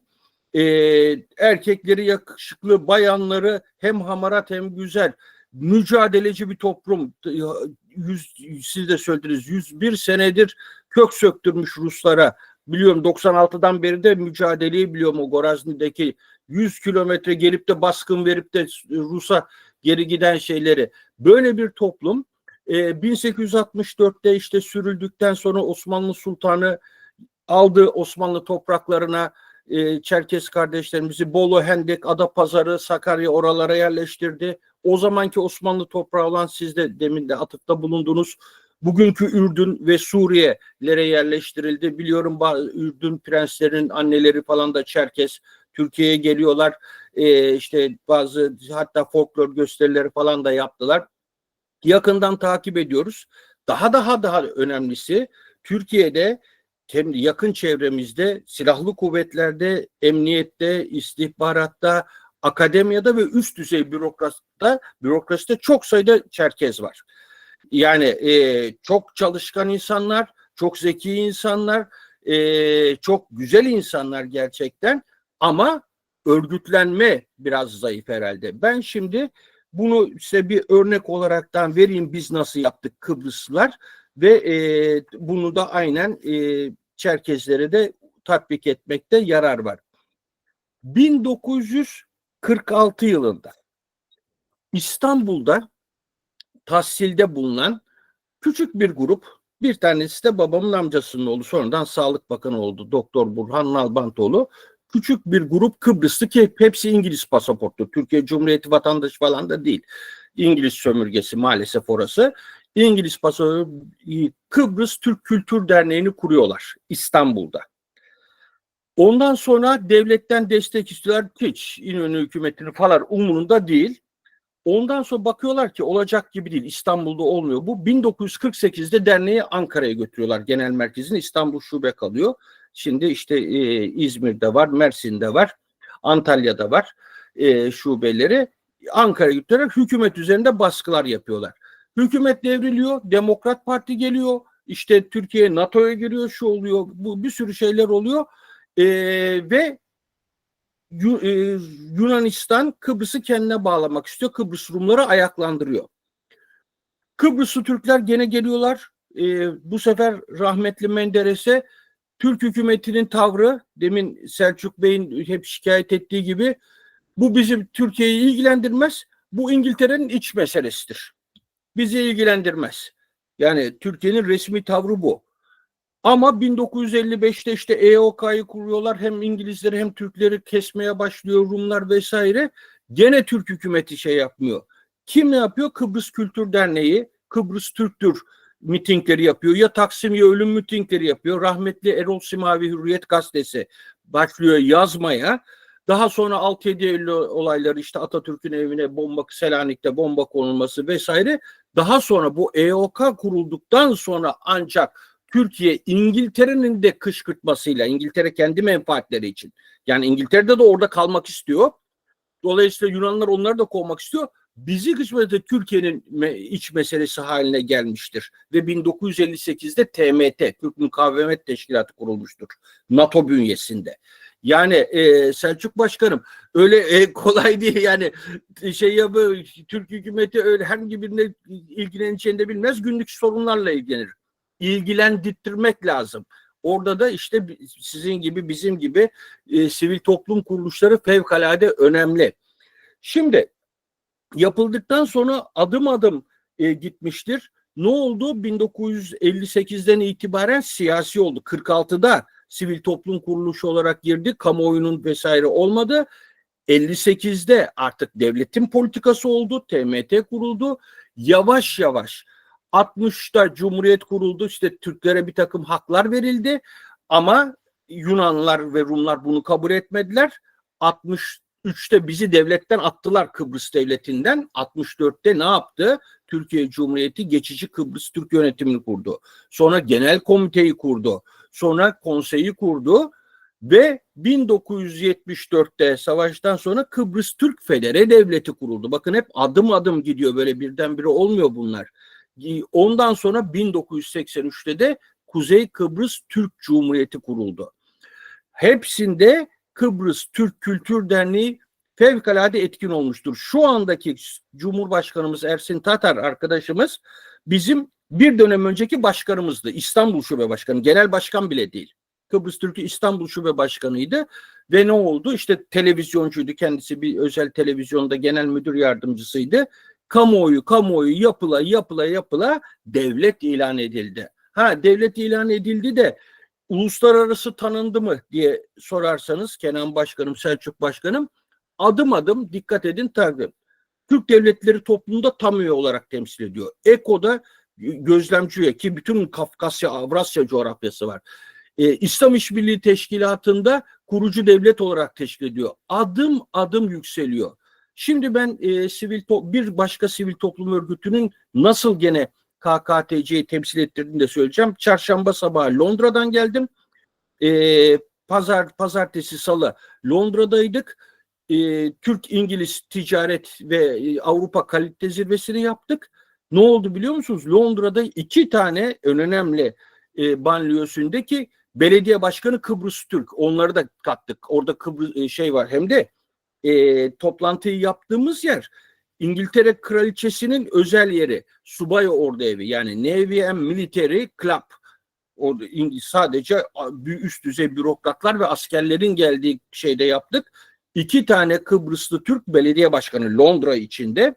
Onların yanında Lordlar Kamerası üyelerinin yanında onları oturttuk ve konuşturttuk ve ödül verdik. Hepsi de ellerini sıktı.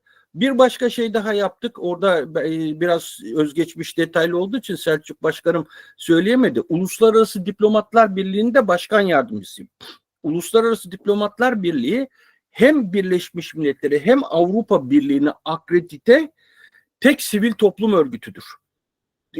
Birleşmiş Milletler'de de Avrupa Komisyonu'nda da 10'ar tane giriş kartımız var.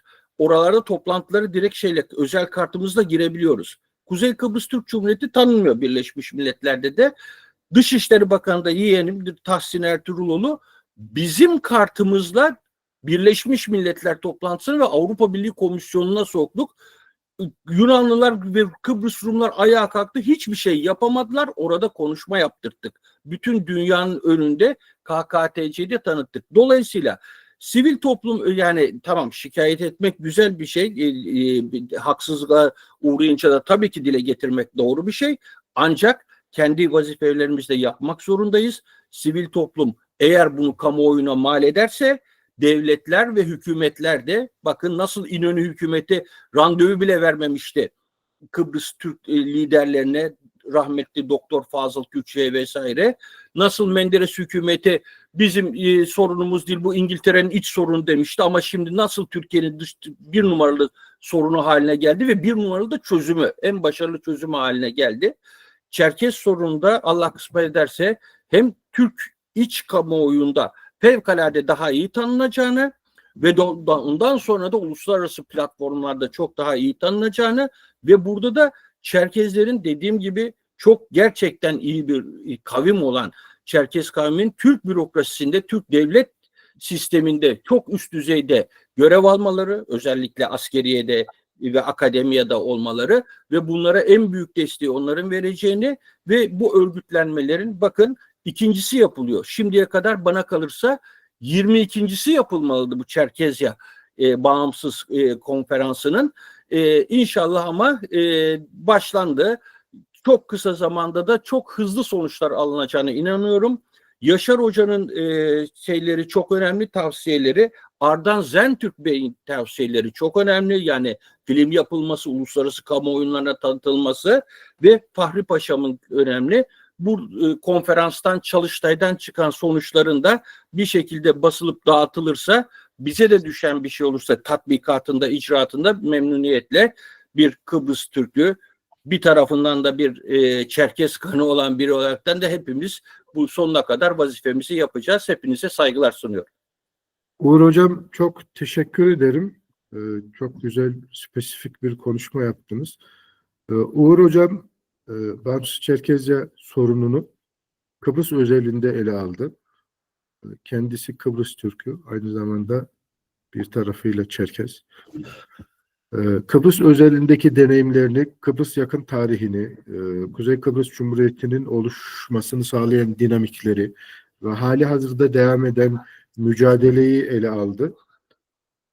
Çerkezlerin de bu konuda inisiyatif almaları gerektiğini, Bağımsız Çerkezce ideali için uluslararası örgütlerle temas kurmaları gerektiğini, ancak devlet geleneğinin bu tarz temel sorunları günlük politikalar nedeniyle ilk anda algılamadığını, süreç içerisinde yaklaşımının değiştiğini, bu konuda sabır gösterilmesi gerektiğini, ancak inatla mücadele edilmesi gerektiğini de dile getirdi.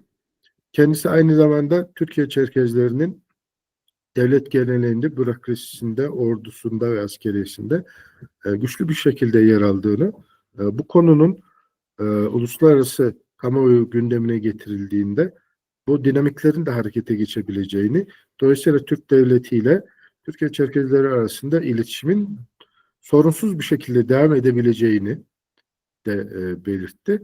Yalnız üstadım, bizim buradaki taleplerimiz bir şikayet değil de bir durum tespiti. Çünkü ben Osmanlı'dan bu yana bunu ele aldım. Türkiye Çerkezleri bizim için de şu açıdan çok önemli. Türkiye'nin uluslararası ilişkilerde Mısır'la, Ürdün'le, İsrail'le, Suriye'yle, Avrupa'yla kuracağı ilişkilerde Çerkezler bir dinamik olarak hala var. TRT Çerkez'in açılması sadece Türkiye Çerkezleri için değil, Mısır Çerkezleri için de çok önemli. Ürdün Çerkezleri zaten resmi olarak talepte bulundular. Dolayısıyla hocamın bize sunduğu bu konuşma gerçekten Kıbrıs özelliğini anlamamızı, mücadelede esas olan süreklilik ve devamlılık olduğunu da anlamamızı sağladı. Üstadım çok teşekkür ediyorum. Çok sağ olun. Siz de sağ olun. Teşekkür ediyorum. Bu arada önümüzdeki çalışmalarda sanırım sizinle yine karşılaşacağız. Çünkü sizin de artık bir Çerkez olduğunuzu öğrendik. Evet, sağ olun. Bunu not ettik bu arada konsey olarak. Tamam, sağ olun. Evet, Sayın Rıfat Çubaro burada mı acaba? Kendi sırasında konuşmaya katılamamıştı. Sayın Rıfat Çubaro. Sayın Rıfat Çubaro katılıyor, evet. Sayın Profesör Doktor Abdullah Temizkan ve Keisuke Wakizaka'dan özür diliyorum. Rıfat Bey saat konusundaki bir sorundan dolayı konuşmasını yapamamıştı. Kendisini bu sarkmaması için konuşmanın araya almak durumunda kaldım. Çok özür dilerim. Sayın Rıfat Çubarov hoş geldiniz. Hoş bulduk. Rıfat Bey kendisi Semerkant, Özbekistan doğumlu, Kırım Tatarı bir siyasetçi. Kendisi Ukrayna milletvekili, mevcut Kırım Tatar Milli Meclisi Başkanı, Ukrayna Meclisi'nde İnsan Hakları ve Milli Azınlıklar Komisyonu üyesi.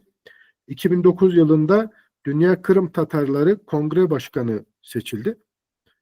28 Ocak 2013 yılında Mustafa Abdülcevil Kırımlıoğlu'nun yerine Kırım Tatar Milli Meclisi Başkanı oldu. Rıfat Başkanım hoş geldiniz. Bugün Rusya'nın Ukrayna'yı işgalinin 1000. gününü geçmiş durumdayız. Bu bağlamda Kırım Tatar Türkleri Ukrayna Devleti'nin Çerkezce politikası ve bağımsız Çerkezce konusunda fikirlerinizi almak için sözü size veriyorum. Buyurun. Çok teşekkür ederim. Sayın Birleşik Çerkes Konseyi Başkanı Kenan Kaplan, diğerli 2. Uluslararası Bağımsız Çerkesya Konferansı katılımcıları, sabahtan bağlanmaya becermedim. Çünkü saat farkını şaşırdım ve aynı zamanda evimde elektrik de kesilmişti. Çünkü biliyorsunuz sonki haftalarda Rus roketleri saldırımlarının bağlı burada yeniden çok zorluklar geldi. Çünkü bu Rus roketlerin atakların neticelerinde işte elektrik istasyonları vurula ve burada insanları soğuk içinde, şimdi kar yağıyor burada, çok hem soğuklar da geldi. İşte insanları böyle Rusya'ya zorlukla bırakıp insanlar direnmesini, taşladıklarını istiyorlar. Şimdi benim Türkçem o kadar iyi değildi ama anlatmaya biraz bazı şeyleri tırışacağım ve inşallah anlaşılacak şekilde olabilir. Eğer bazı yerler anlaşılmasa o zaman da biraz anlatmaya tırışırım. Rahat olun başkanım. Genel olarak biz sizi çok iyi anlıyoruz. Çok sağ olunuz. Şimdi elbette bu konferansın sonuçlarının Çerkes halkının kendi topraklarında kendi kaderini tayin etme hakkının gerçekleşmesine ve bağımsız bir Çerkesya'nın yaratılmasına önemli bir katkı sağlayacağından eminim. Ve böyle konferanslar çok faydalı oluşu gerektir. Gel Nariman, gel dostum. Şimdi bakınız, arkadaşım geldi de yanıma, tanış olmanızı istiyorum. Nariman Celal, bu Haziran ayında Rusya'nın hapislerinden azat edilmişti. Hatırlarsınız, Nariman Celal Kırım Tatar Milli Meclis reisinin 1. yardımcısı arkadaşımız 3 sene Rusya'nın içerisinde olmuştu. Ve Çok şimdi geçmiş azat olsun. edildi. Çok geçmiş olsun. Nariman şimdi işe geldi de tamam. Selamünaleyküm. Selamünaleyküm arkadaşlar. Aleykümselam. Kusura bakmayınız, bu da böyle bir apansıdan oldu da ama çok benim için çok heyecanlı oldu. Şimdi benim söyleyeceğim böyle bazı fikirler. Modern dünya ve onunla birlikte hepimiz otoriter ve otokratik rejimlerle demokratik rejimler, devletler ve özgürlüğü seven halklar arasındaki çatışmayla karakterize edilen çok zor bir dönemden geçiyoruz.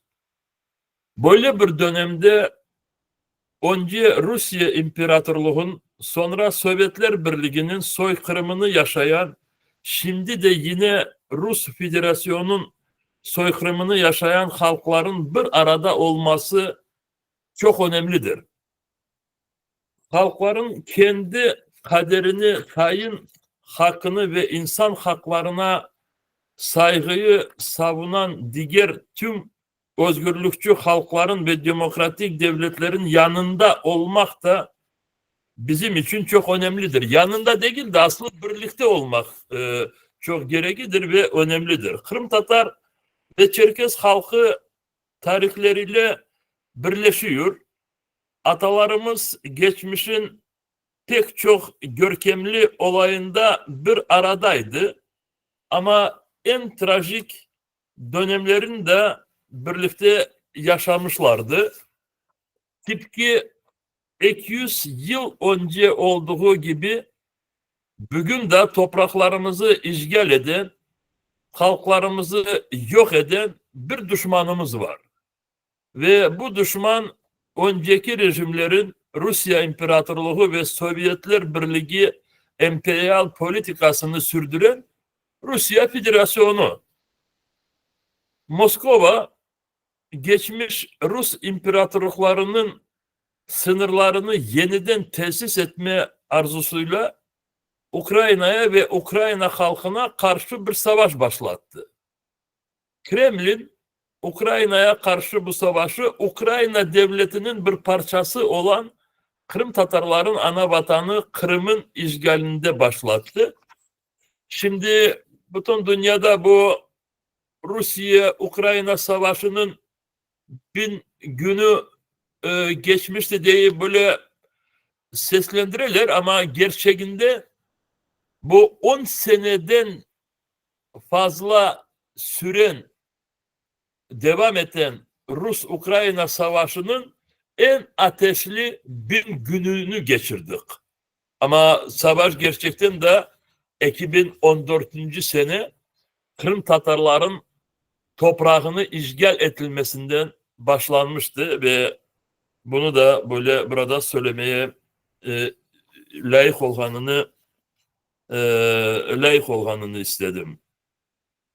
Şimdi yeni Rus yayılmacılığı ve saldırganlığının özgürlükçü halkları arasındaki bu yüzleşmede toprakları Moskova tarafından fethedilen halkların işgal edeceği yer çok önemlidir. Çerkes halkının konumu, eylemleri ve katkısı son derecede önemlidir.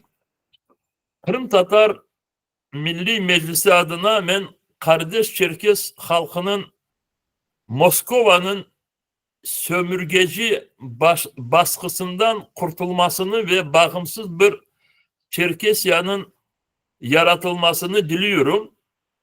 Bilin ki Kırım Tatar halkı Çerkes kardeşlerinin her zaman yakın olmuştur ve olacaktır. Şimdi bağımsız Ukrayna devletinin Rusya'nın tüm tutsak halklarının özgürlük ve bağımsızlık mücadelesine kalesi haline gelmesi için Ukraynalı kardeşlerimizle birlikte her türlü çabayı göstereceğiz. Şimdi saygılı dostlar, demokrasi ülkeler ve kendilerinin haklarını destek eden ve tıklayan halklar kendilerini kurcalamak, gelecekte kendilerinin hayatlarını kurcalamak için Ukrayna devletinin etrafında birleşirler ve Ukrayna'nın kendi serbestliğini kurcalamasına destekçi oluyorlar. Şimdi biz öyle düşünüyoruz ki bu Rusya-Ukrayna savaşının sonu bize göre tek Ukrayna'nın halebesinin toktayışı ya bitişi gerek. Çünkü halebesiz de olabilir. Dünyada Rusya-Ukrayna savaşında Ukrayna zarar olacağına ya da Ukrayna yıkılacağına düşünen kişiler az değiller. Burada bunu göz önüne almaya gerek. Bu savaşta Ukrayna devlet olarak, bağımsız devlet olarak yıkılsa ve Rusya Ukrayna'nın topraklarını yeniden işgal edilse, o zaman anlaşıldı ki bu modern dünyada bütün prensipler hattından değişildi. Hukuk yerine güç geldi. Öyle olsa o zaman dünya o kadar çok kötülüke batacak ki o yerde hem zarar görecek, Rusya'nın sınırında bu baskında yaşayan halklar ve elbette Ukrayna'nın sınırında yaşayan Ukrayna ve Kırım Tatar halklarıdır. Çünkü eğer Rusya bu savaşta eskideki Sovyet Birliği ya da Rus İmparatorluğu sınırlarının bir parçasını böyle tiklemeye becerse, o zaman buradaki rejimler Moskova'nın, Rusya'nın bütün bu prensiplerini burada tiklemek için birinciden yeniden Rusya'ya, Moskova'ya trenen halklarını yıkmak için yeniden çok cinayetler getirecekler ve evveldeki dedelerimiz yaşadıkları bu soykırım yeniden başımıza gelecek ve bunun neticesi belki o kadar terin olabilir ki sonra burada yaşayışını devam edecek insanlar da kalmayacak gibi olabilir. O sebepten şimdi biz burada kendi faaliyetimizde bunlarını hepsini terin anlayıp kendimize algan kararlarımızda tek bir varyant kendimize ayırdık. Bu varyant Ukrayna bağımsızlığını korçalayıp buradaki Ukrayna ve Kırım Tatar halkını korçalayıp kendi bağımsızlığını saklayıp dünyanın bu demokrasi prensiplerini yıkılmamasına işte böyle sebepçi olacak ve burada gerçekten de tüm demokrasi ülkelerin ve özgürlük seven halklarının destekleri Ukrayna'ya çok şimdi gereği var. Bu birincisi. İkincisi, ben bu hafta Avrupa Birliği'nin parlamentosunda çalışmalarımı alıp vardım ve orada bütün bu konuşmalarımızda tek Ukrayna'nın içeri işlerini değil de Rusya Federasyonu'nun sınırlarında baskında olan halklarının geleceğini de orada çok seslendirdik. Çünkü bize göre savaş eğer Ukrayna halebesiyle böyle bitse de ama Rusya bu eski sınırlarında saklansa gelecekte yeni savaşlar peyda olmasına çok riskler var. Çünkü bu aslı Rusya'nın bu bütün bu coğrafyada oradaki tarihi halklarının topraklarını işgal edip kendi sınırlarına giderilmesine ve bu büyük devletini idare etmesinin mekanizmleri her zaman baskın mekanizmleri. Ve şimdi biz burada Ukrayna'da ve Ukrayna milletvekillerinden Rusya sınırlarındaki halklarını konuştuğumuz zaman onların içinde Çerkes milleti de var. Ben burada açıktan buradaki pozisyonlarını anlatmaya istiyorum. Gerçekten de Ukraynalılar yürekten Rusya'daki halklar kendi serbestliğini kazandıklarını istiyorlar. Neden? Çünkü Rusya bu sınırlardan vazgeçti ve bugündeki Rusya'nın toprakların içinde bağımsız devletler tiklenilse Kavkasya'da İçkeriya, İnguşlar, Dagestan olabilir, Çerkes bağımsız devleti, Tatarstan, Başkırtlar anlaşıldı ki bu asırlarla devam eden Rusya'nın baskınlığı Ukrayna'ya karşı çok azlanacak, çok zayıflayacak. Ve burada bana göre bu pozisyon, Ukraynalıların pozisyonu sağlam pozisyon. Çünkü ne kadar biz böyle birbirimizi destek etsek de Ama hiçbir millet kendi haklarını çete bırakıp, çetki alıp, diğer milletke tek onun haklarını tiklemesi için hareket yapmaz. Milletler birbirlerini destek ettikleri vakit kendilerin hakları birbirlerine destek yollar açılsa o zaman bu destekler çok sağlam olabilir. O sebepten ben gene de bunu seslendirmeye istiyorum ki burada Ukraynalıların pozisyonları Rusya'da baskın durumda olan milletlerin geleceğini bana göre çok sağlam, çünkü Ukrayna bağımsız demokrasi ülke olarak bu baskında olan halkların haklarını kabul ediyor.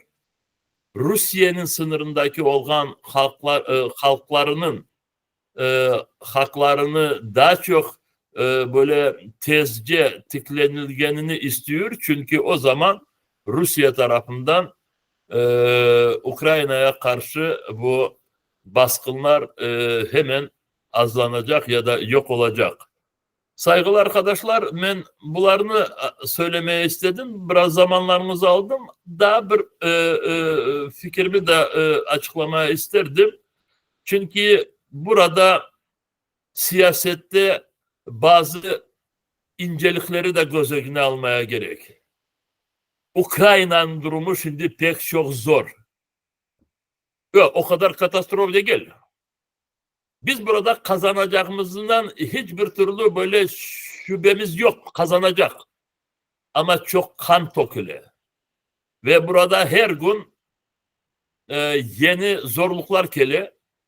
Ve bu zorluklarda Ukrayna insanları dışarıdaki, etraftaki olan bütün olayları çok dikkat ediyor. Ve bu Rusya ordusunun içinde binlerce Müslümanlar ve diğer oradaki farklı milletlerin askerleri Ruslarla beraber Ukraynalara karşı savaş yapanları buradaki insanların kafalarına yer almıyor. Neden? Neden bu baskında olan milletlerin temsilcileri Ukrayna'ya gelip Ukraynalıları öldürmek için Rusya'nın bütün bu isteklerini yerine getirmeye mekanizmler olalar. Arkadaşımız dedi ki oradaki işte kardeşlerimiz Rus politikasının kurbanları oldular. Doğru. Katılam. Ama bu kurbanlıktan çıkmaya yollarını aramaya gerek. Bu kurbanlık statüsünden vazgeçmeye gerek. Ben şimdi Kiev'de olup da oradaki insanlara hiçbir vakit söylemem ki aynı zamanda kendi soydaşlarıma, Kırım Tatarlarına işgal edilen Kırım'da ben demem ki sokaklara çıkınız, meydanlara çıkınız, elinize silahlar alınız. Şimdi o durumda olmaz. Ama Rus ordusuna varmanız. Rus ordusuna varmanız. Bu prensip hem azı hepimize aynı oluşu gerek. İşgalde olan Kırım Tatarlarga ve baskında olan Çerkezlere, İnguşlere, Tatarlara, Başkırtlara da diğerlerine. Çünkü yakında bilmeyin ne zaman. Gelecek sene, 10 sene sonra ya 30 sene bu Rusya'nın Ukrayna'ya karşı alıp vargan savaşı bütün dünya tarafından her bir dersliklerde her bir taraftan en böyle bir cinayetli bir savaş gibi tanılacak ve Rusya'nın ve etnik Ruslarının geleceği bana göre çok karanlık. Öyle de olsun, gebersinler. Ama aralarında bizimkileri olmasınlar. Bana bu meseleni belki biraz keskin söylemiştirim ama buradaki bu insanların kafalarındaki olganlarını sizlere biraz anlatmaya istedim. Ukrayna arkadaşlarımız Çerkes milletini, diğer Rusya'da baskın olan milletlerge çok büyük saygılarını ve bilirsiniz parlamentoda farklı kararlar kabul ediliyor. İnşallah Çerkes halkına yapılan soykırımda her bir şeyler kabul edilecek.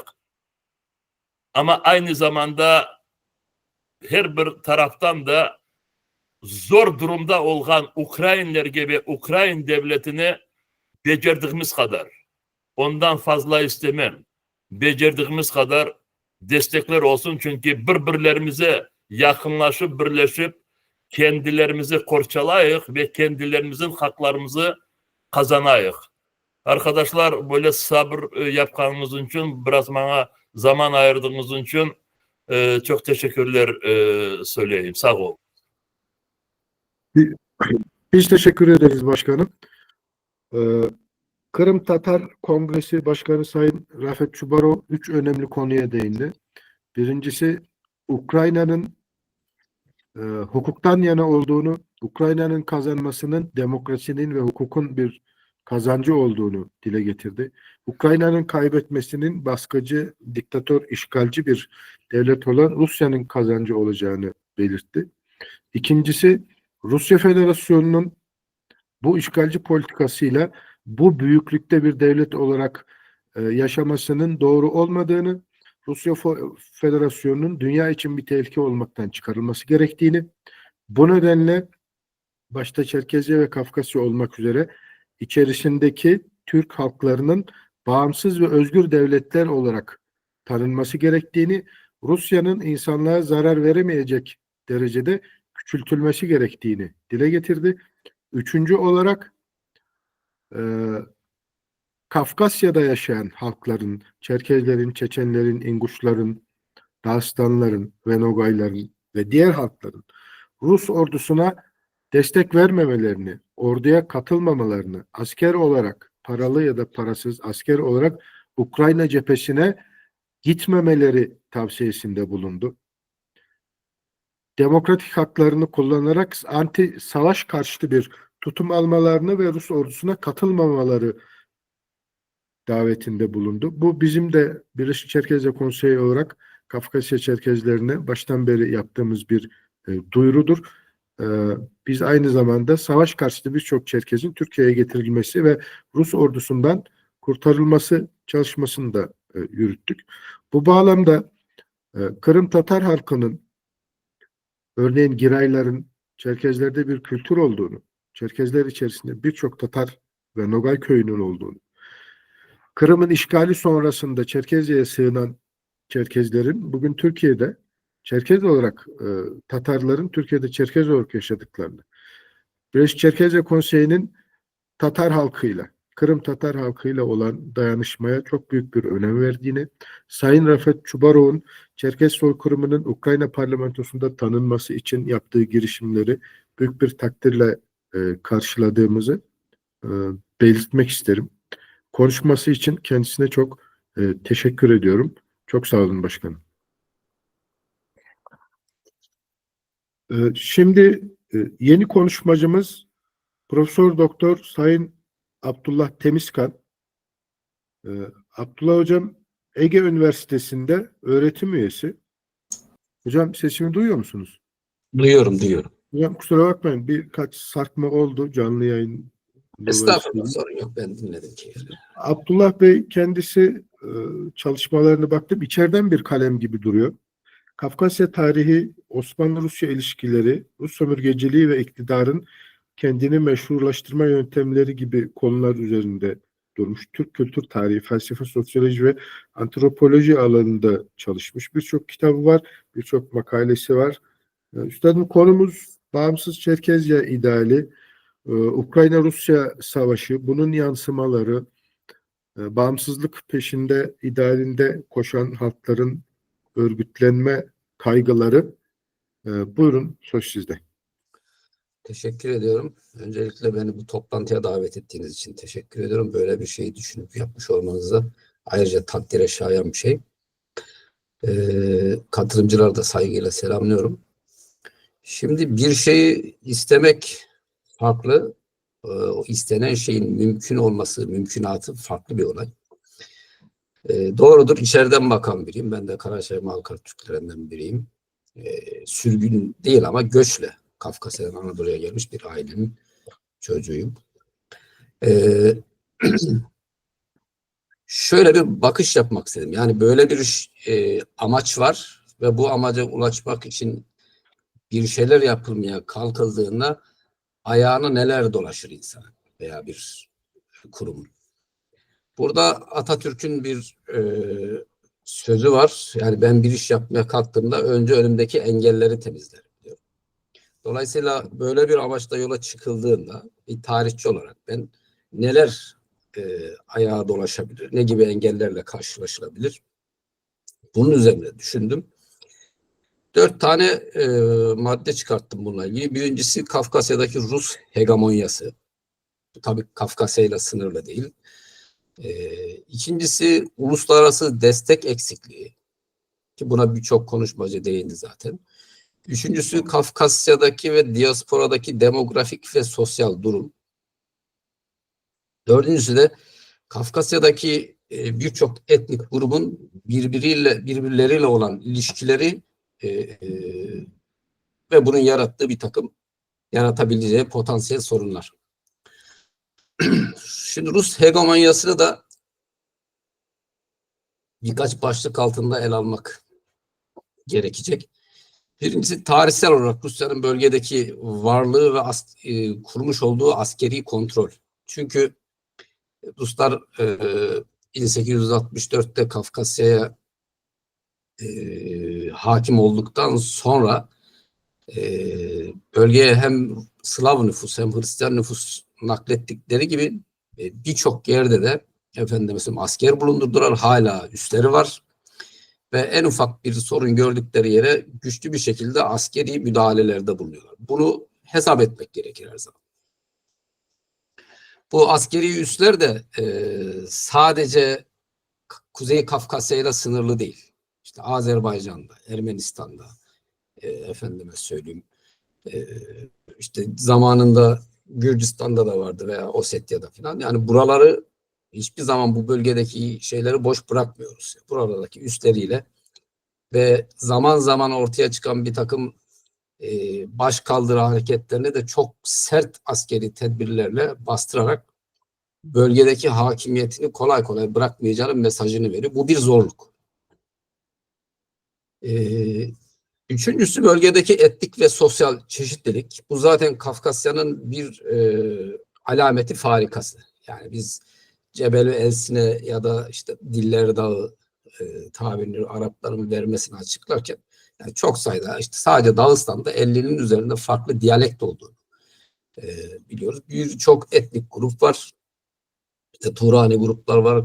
İber-Kafkas dillerini konuşan Kafkasya'nın yerli halkları var. Avrupalılardan işte İrani halklar falan var.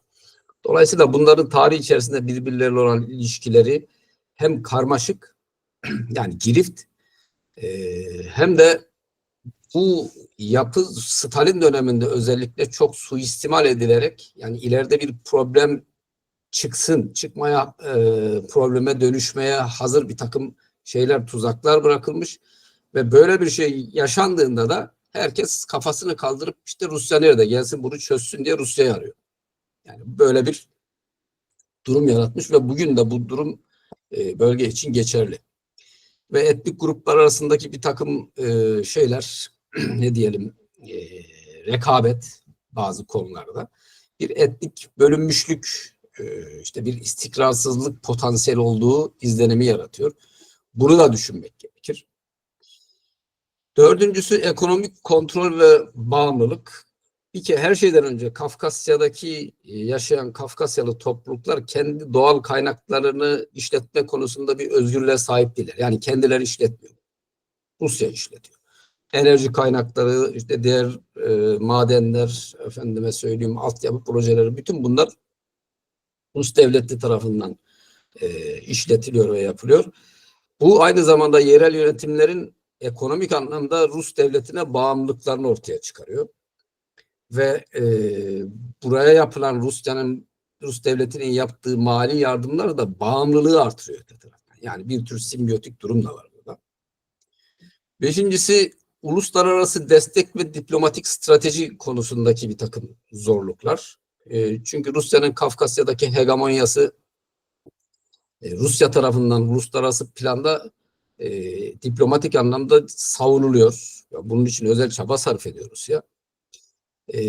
NATO'nun ve Avrupa Birliği'nin bölgedeki bağımsızlık hareketlerine destek verme olasılığı düşünüldüğünde de Ukrayna'nın durumunu gördüğümüzde bir tereddüt ediyoruz. Yani burada bir vekalet savaşı oluşturma, işte Ardan Bey de sabah uyardı, süper güçlerin arasında bir figüran olarak, bir piyon olarak kullanılma riski var.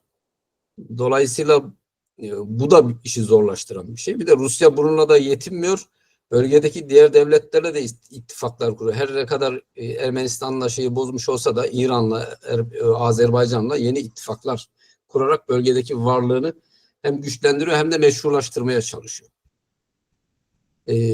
Altıncısı, ayrılıkçı hareketlerin bastırılması. Bu konuda herkes biliyor. Ayrıca şey söylemeye gerek yok. Herkes değindi hemen hemen. Ve bunu bölgedeki yönetim değişiklikleri önceden devlet başkanlarını bu Kafkasya'daki halk kendi seçiyordu. Fakat artık onu da vali gibi atamaya başladılar. İşte ana dilde eğitim kaldırıldı. Ve bölgeye başka il milletlerden mülteciler getirilip hala iskan ediliyor. Bölgede bir takım kukla liderlerle işte güçlü ilişkiler kurarak istediği zaman manipüle etme gücün elinde bulunduruyor. Dolayısıyla bunları kullanarak da en ufak bir kıpırdanma olduğunda bunu şiddetle ve türlü metotlarla bastırıyor. Bu da önemli bir zorluk, göz önünde bulundurulması gereken. Ve iki yönlü asimilasyon ve yerleşim politikaları demeliyiz. Bunların aslında birçoğu birbiriyle bağlantılı. Ben ayrı ayrı başlık yaptım ama bazen iç içe geçiyorlar. Rusçanın bölgede yaygınlaştırılması, yerel kültürlerin zayıflatılması, efendime söyleyeyim işte iskan politikası ve birçok organı vasıtayı kullanarak Rus kültürüne yerel kültürü entegre etme çabaları ve bölgedeki demografik yapının daha 19. yüzyıldan itibaren değiştirilmeye çalışılması. Bütün bunlar bir de dışarıdan bakanlar için de, bölgede yaşayanlar için de bölgede bir istikrarsızlık ve bir takım güvenlik tehditleri olduğu hissini uyandırıyor. Bu da hem dışarıdan yardım gelme ihtimalini azalttığı gibi içerideki aktörlerin Rusya'yla mı birlikte çalışalım, biz kendimiz mi bir çare üretelim konusunda tereddüt yaşamalarına, yani birlikte bir yönetişim, bir irade ortaya koyma noktasında sıkıntı yaratıyor. Bu da tabii Rusya'nın işini kolaylaştıran bir durum. İkinci maddeye geldiğimizde uluslararası alanda geniş bir destek bulamama şeyini sorguladığımızda bu neden böyle? Bir kere Rusya dünya çapında bir nükleer güç, bir süper güç. Ve buna paralel olarak bir kere uluslararası alanda diplomatik olarak çok güçlü etkisi var. Ve birçok devletle ekonomik, askeri güçlü bağlantıları, müttefiklikleri var. Bundan dolayı yurt dışında herhangi bir devlet Kafkasya'yla veya Rusya'nın içindeki herhangi bir etnik grubun bağımsızlık talebiyle ilgili cümle kurmadan önce bunu Rusya'nın kendi iç işlerine müdahale olarak değerlendirip değerlendirmeyeceği korkusuyla veya yaklaşımıyla, tedirginliğiyle ele alıyor. Bu da tabii bu desteği azaltıyor.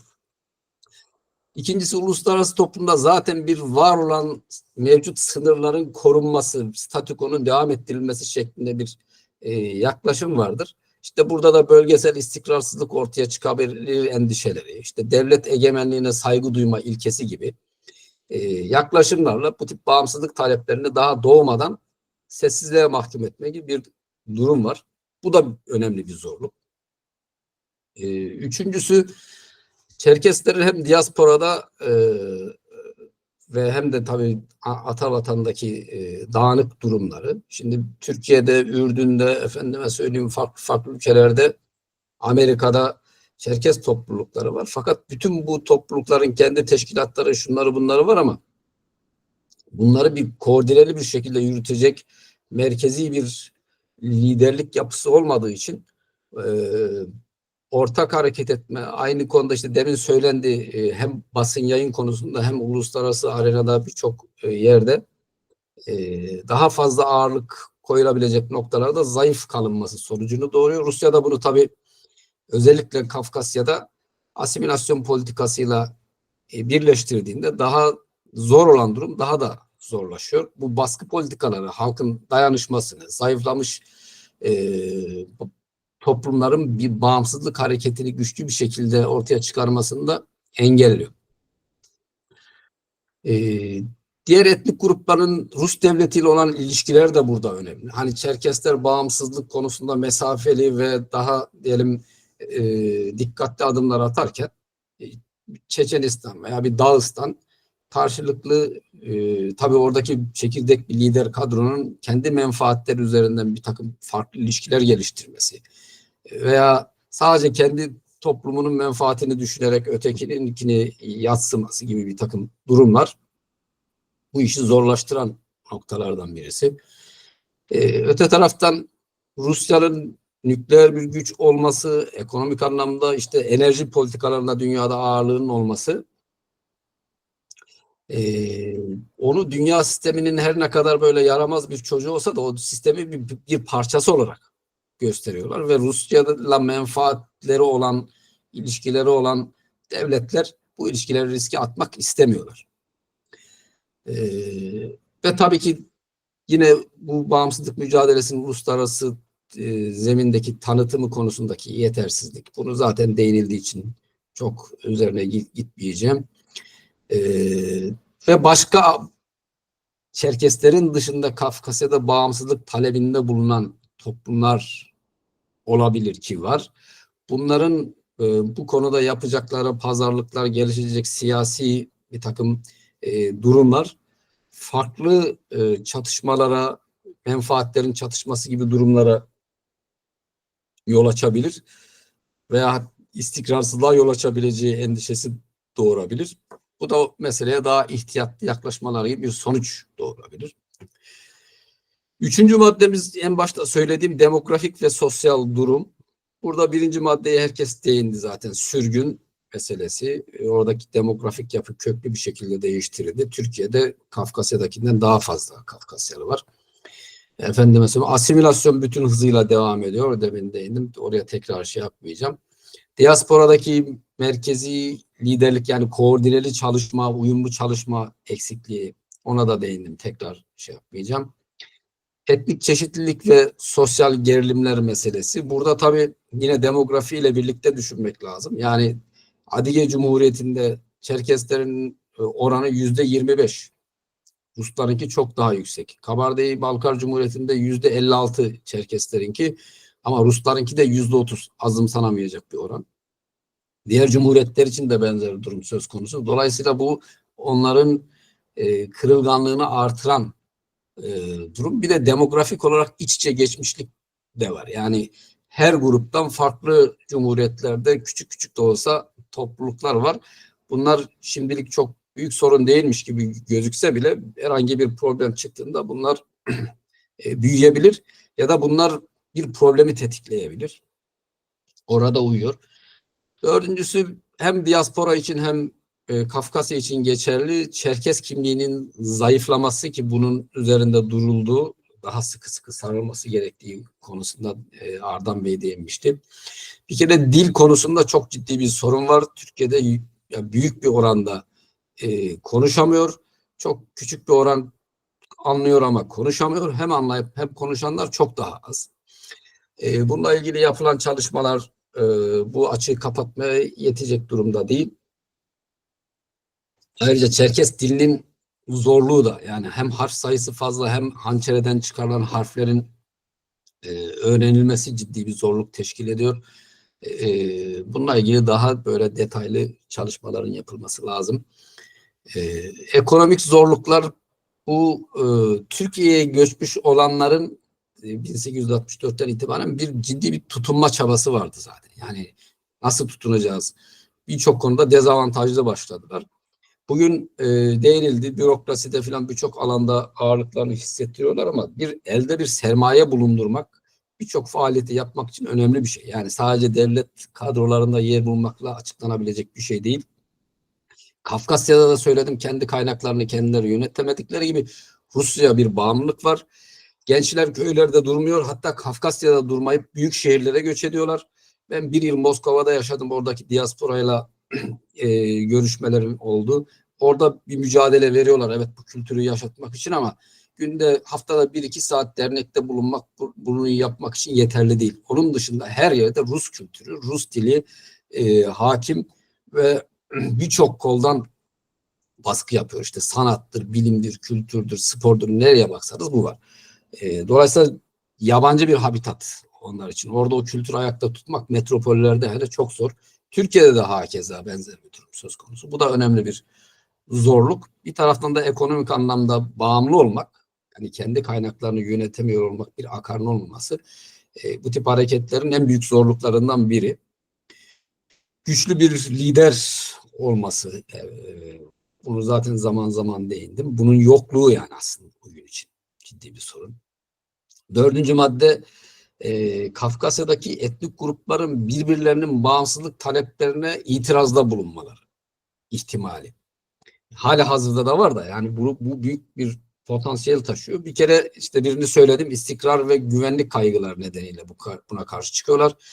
Tarihsel olarak etnik rekabet ve daha önceki çatışmaların yeniden alevlenmesi gibi sorunlar söz konusu olabilir. İşte Karaçaylar, Balkarlarla Kabardeyler arasında bir takım işte toprak taleplerinden tarihi bazı meselelerin getirilip bugüne taşınarak bugün çözülmeye çalışılması gibi böyle biraz da absürt diyeyim durumlar. İyice işi zorlaştıran şeyler. Ve Çerkesya dediğimiz yerin tarihsel ve coğrafi çerçevesi, bugünkü Rusların çizmiş olduğu işte Kabardey, Balkar veya efendime söyleyeyim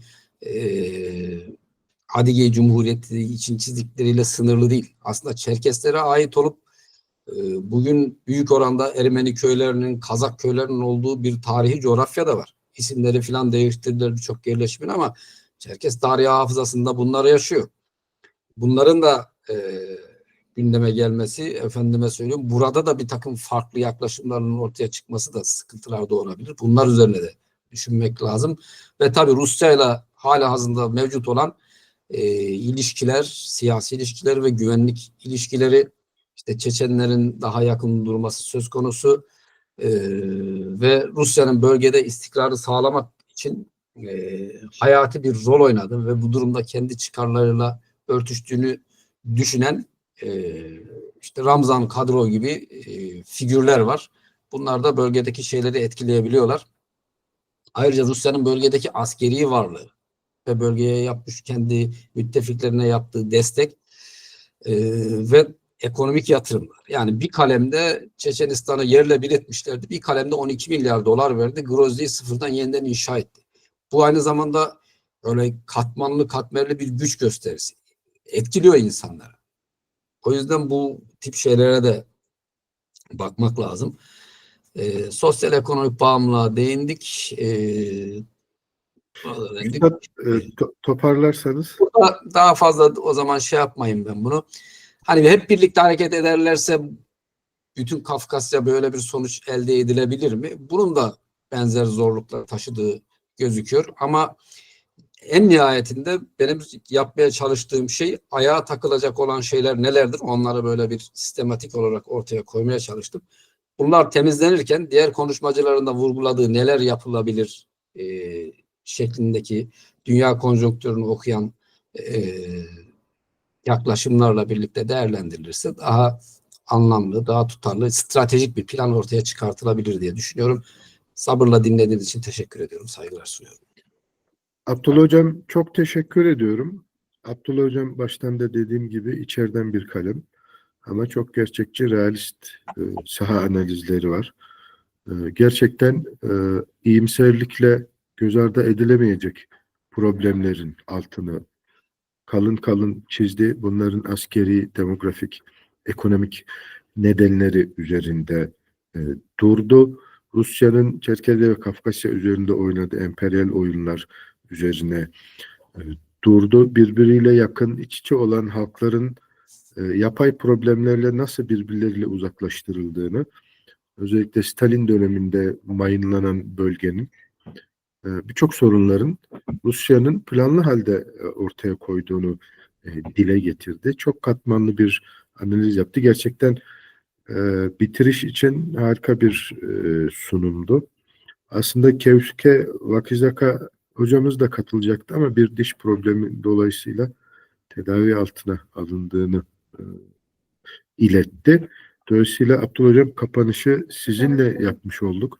Çok teşekkür ediyorum.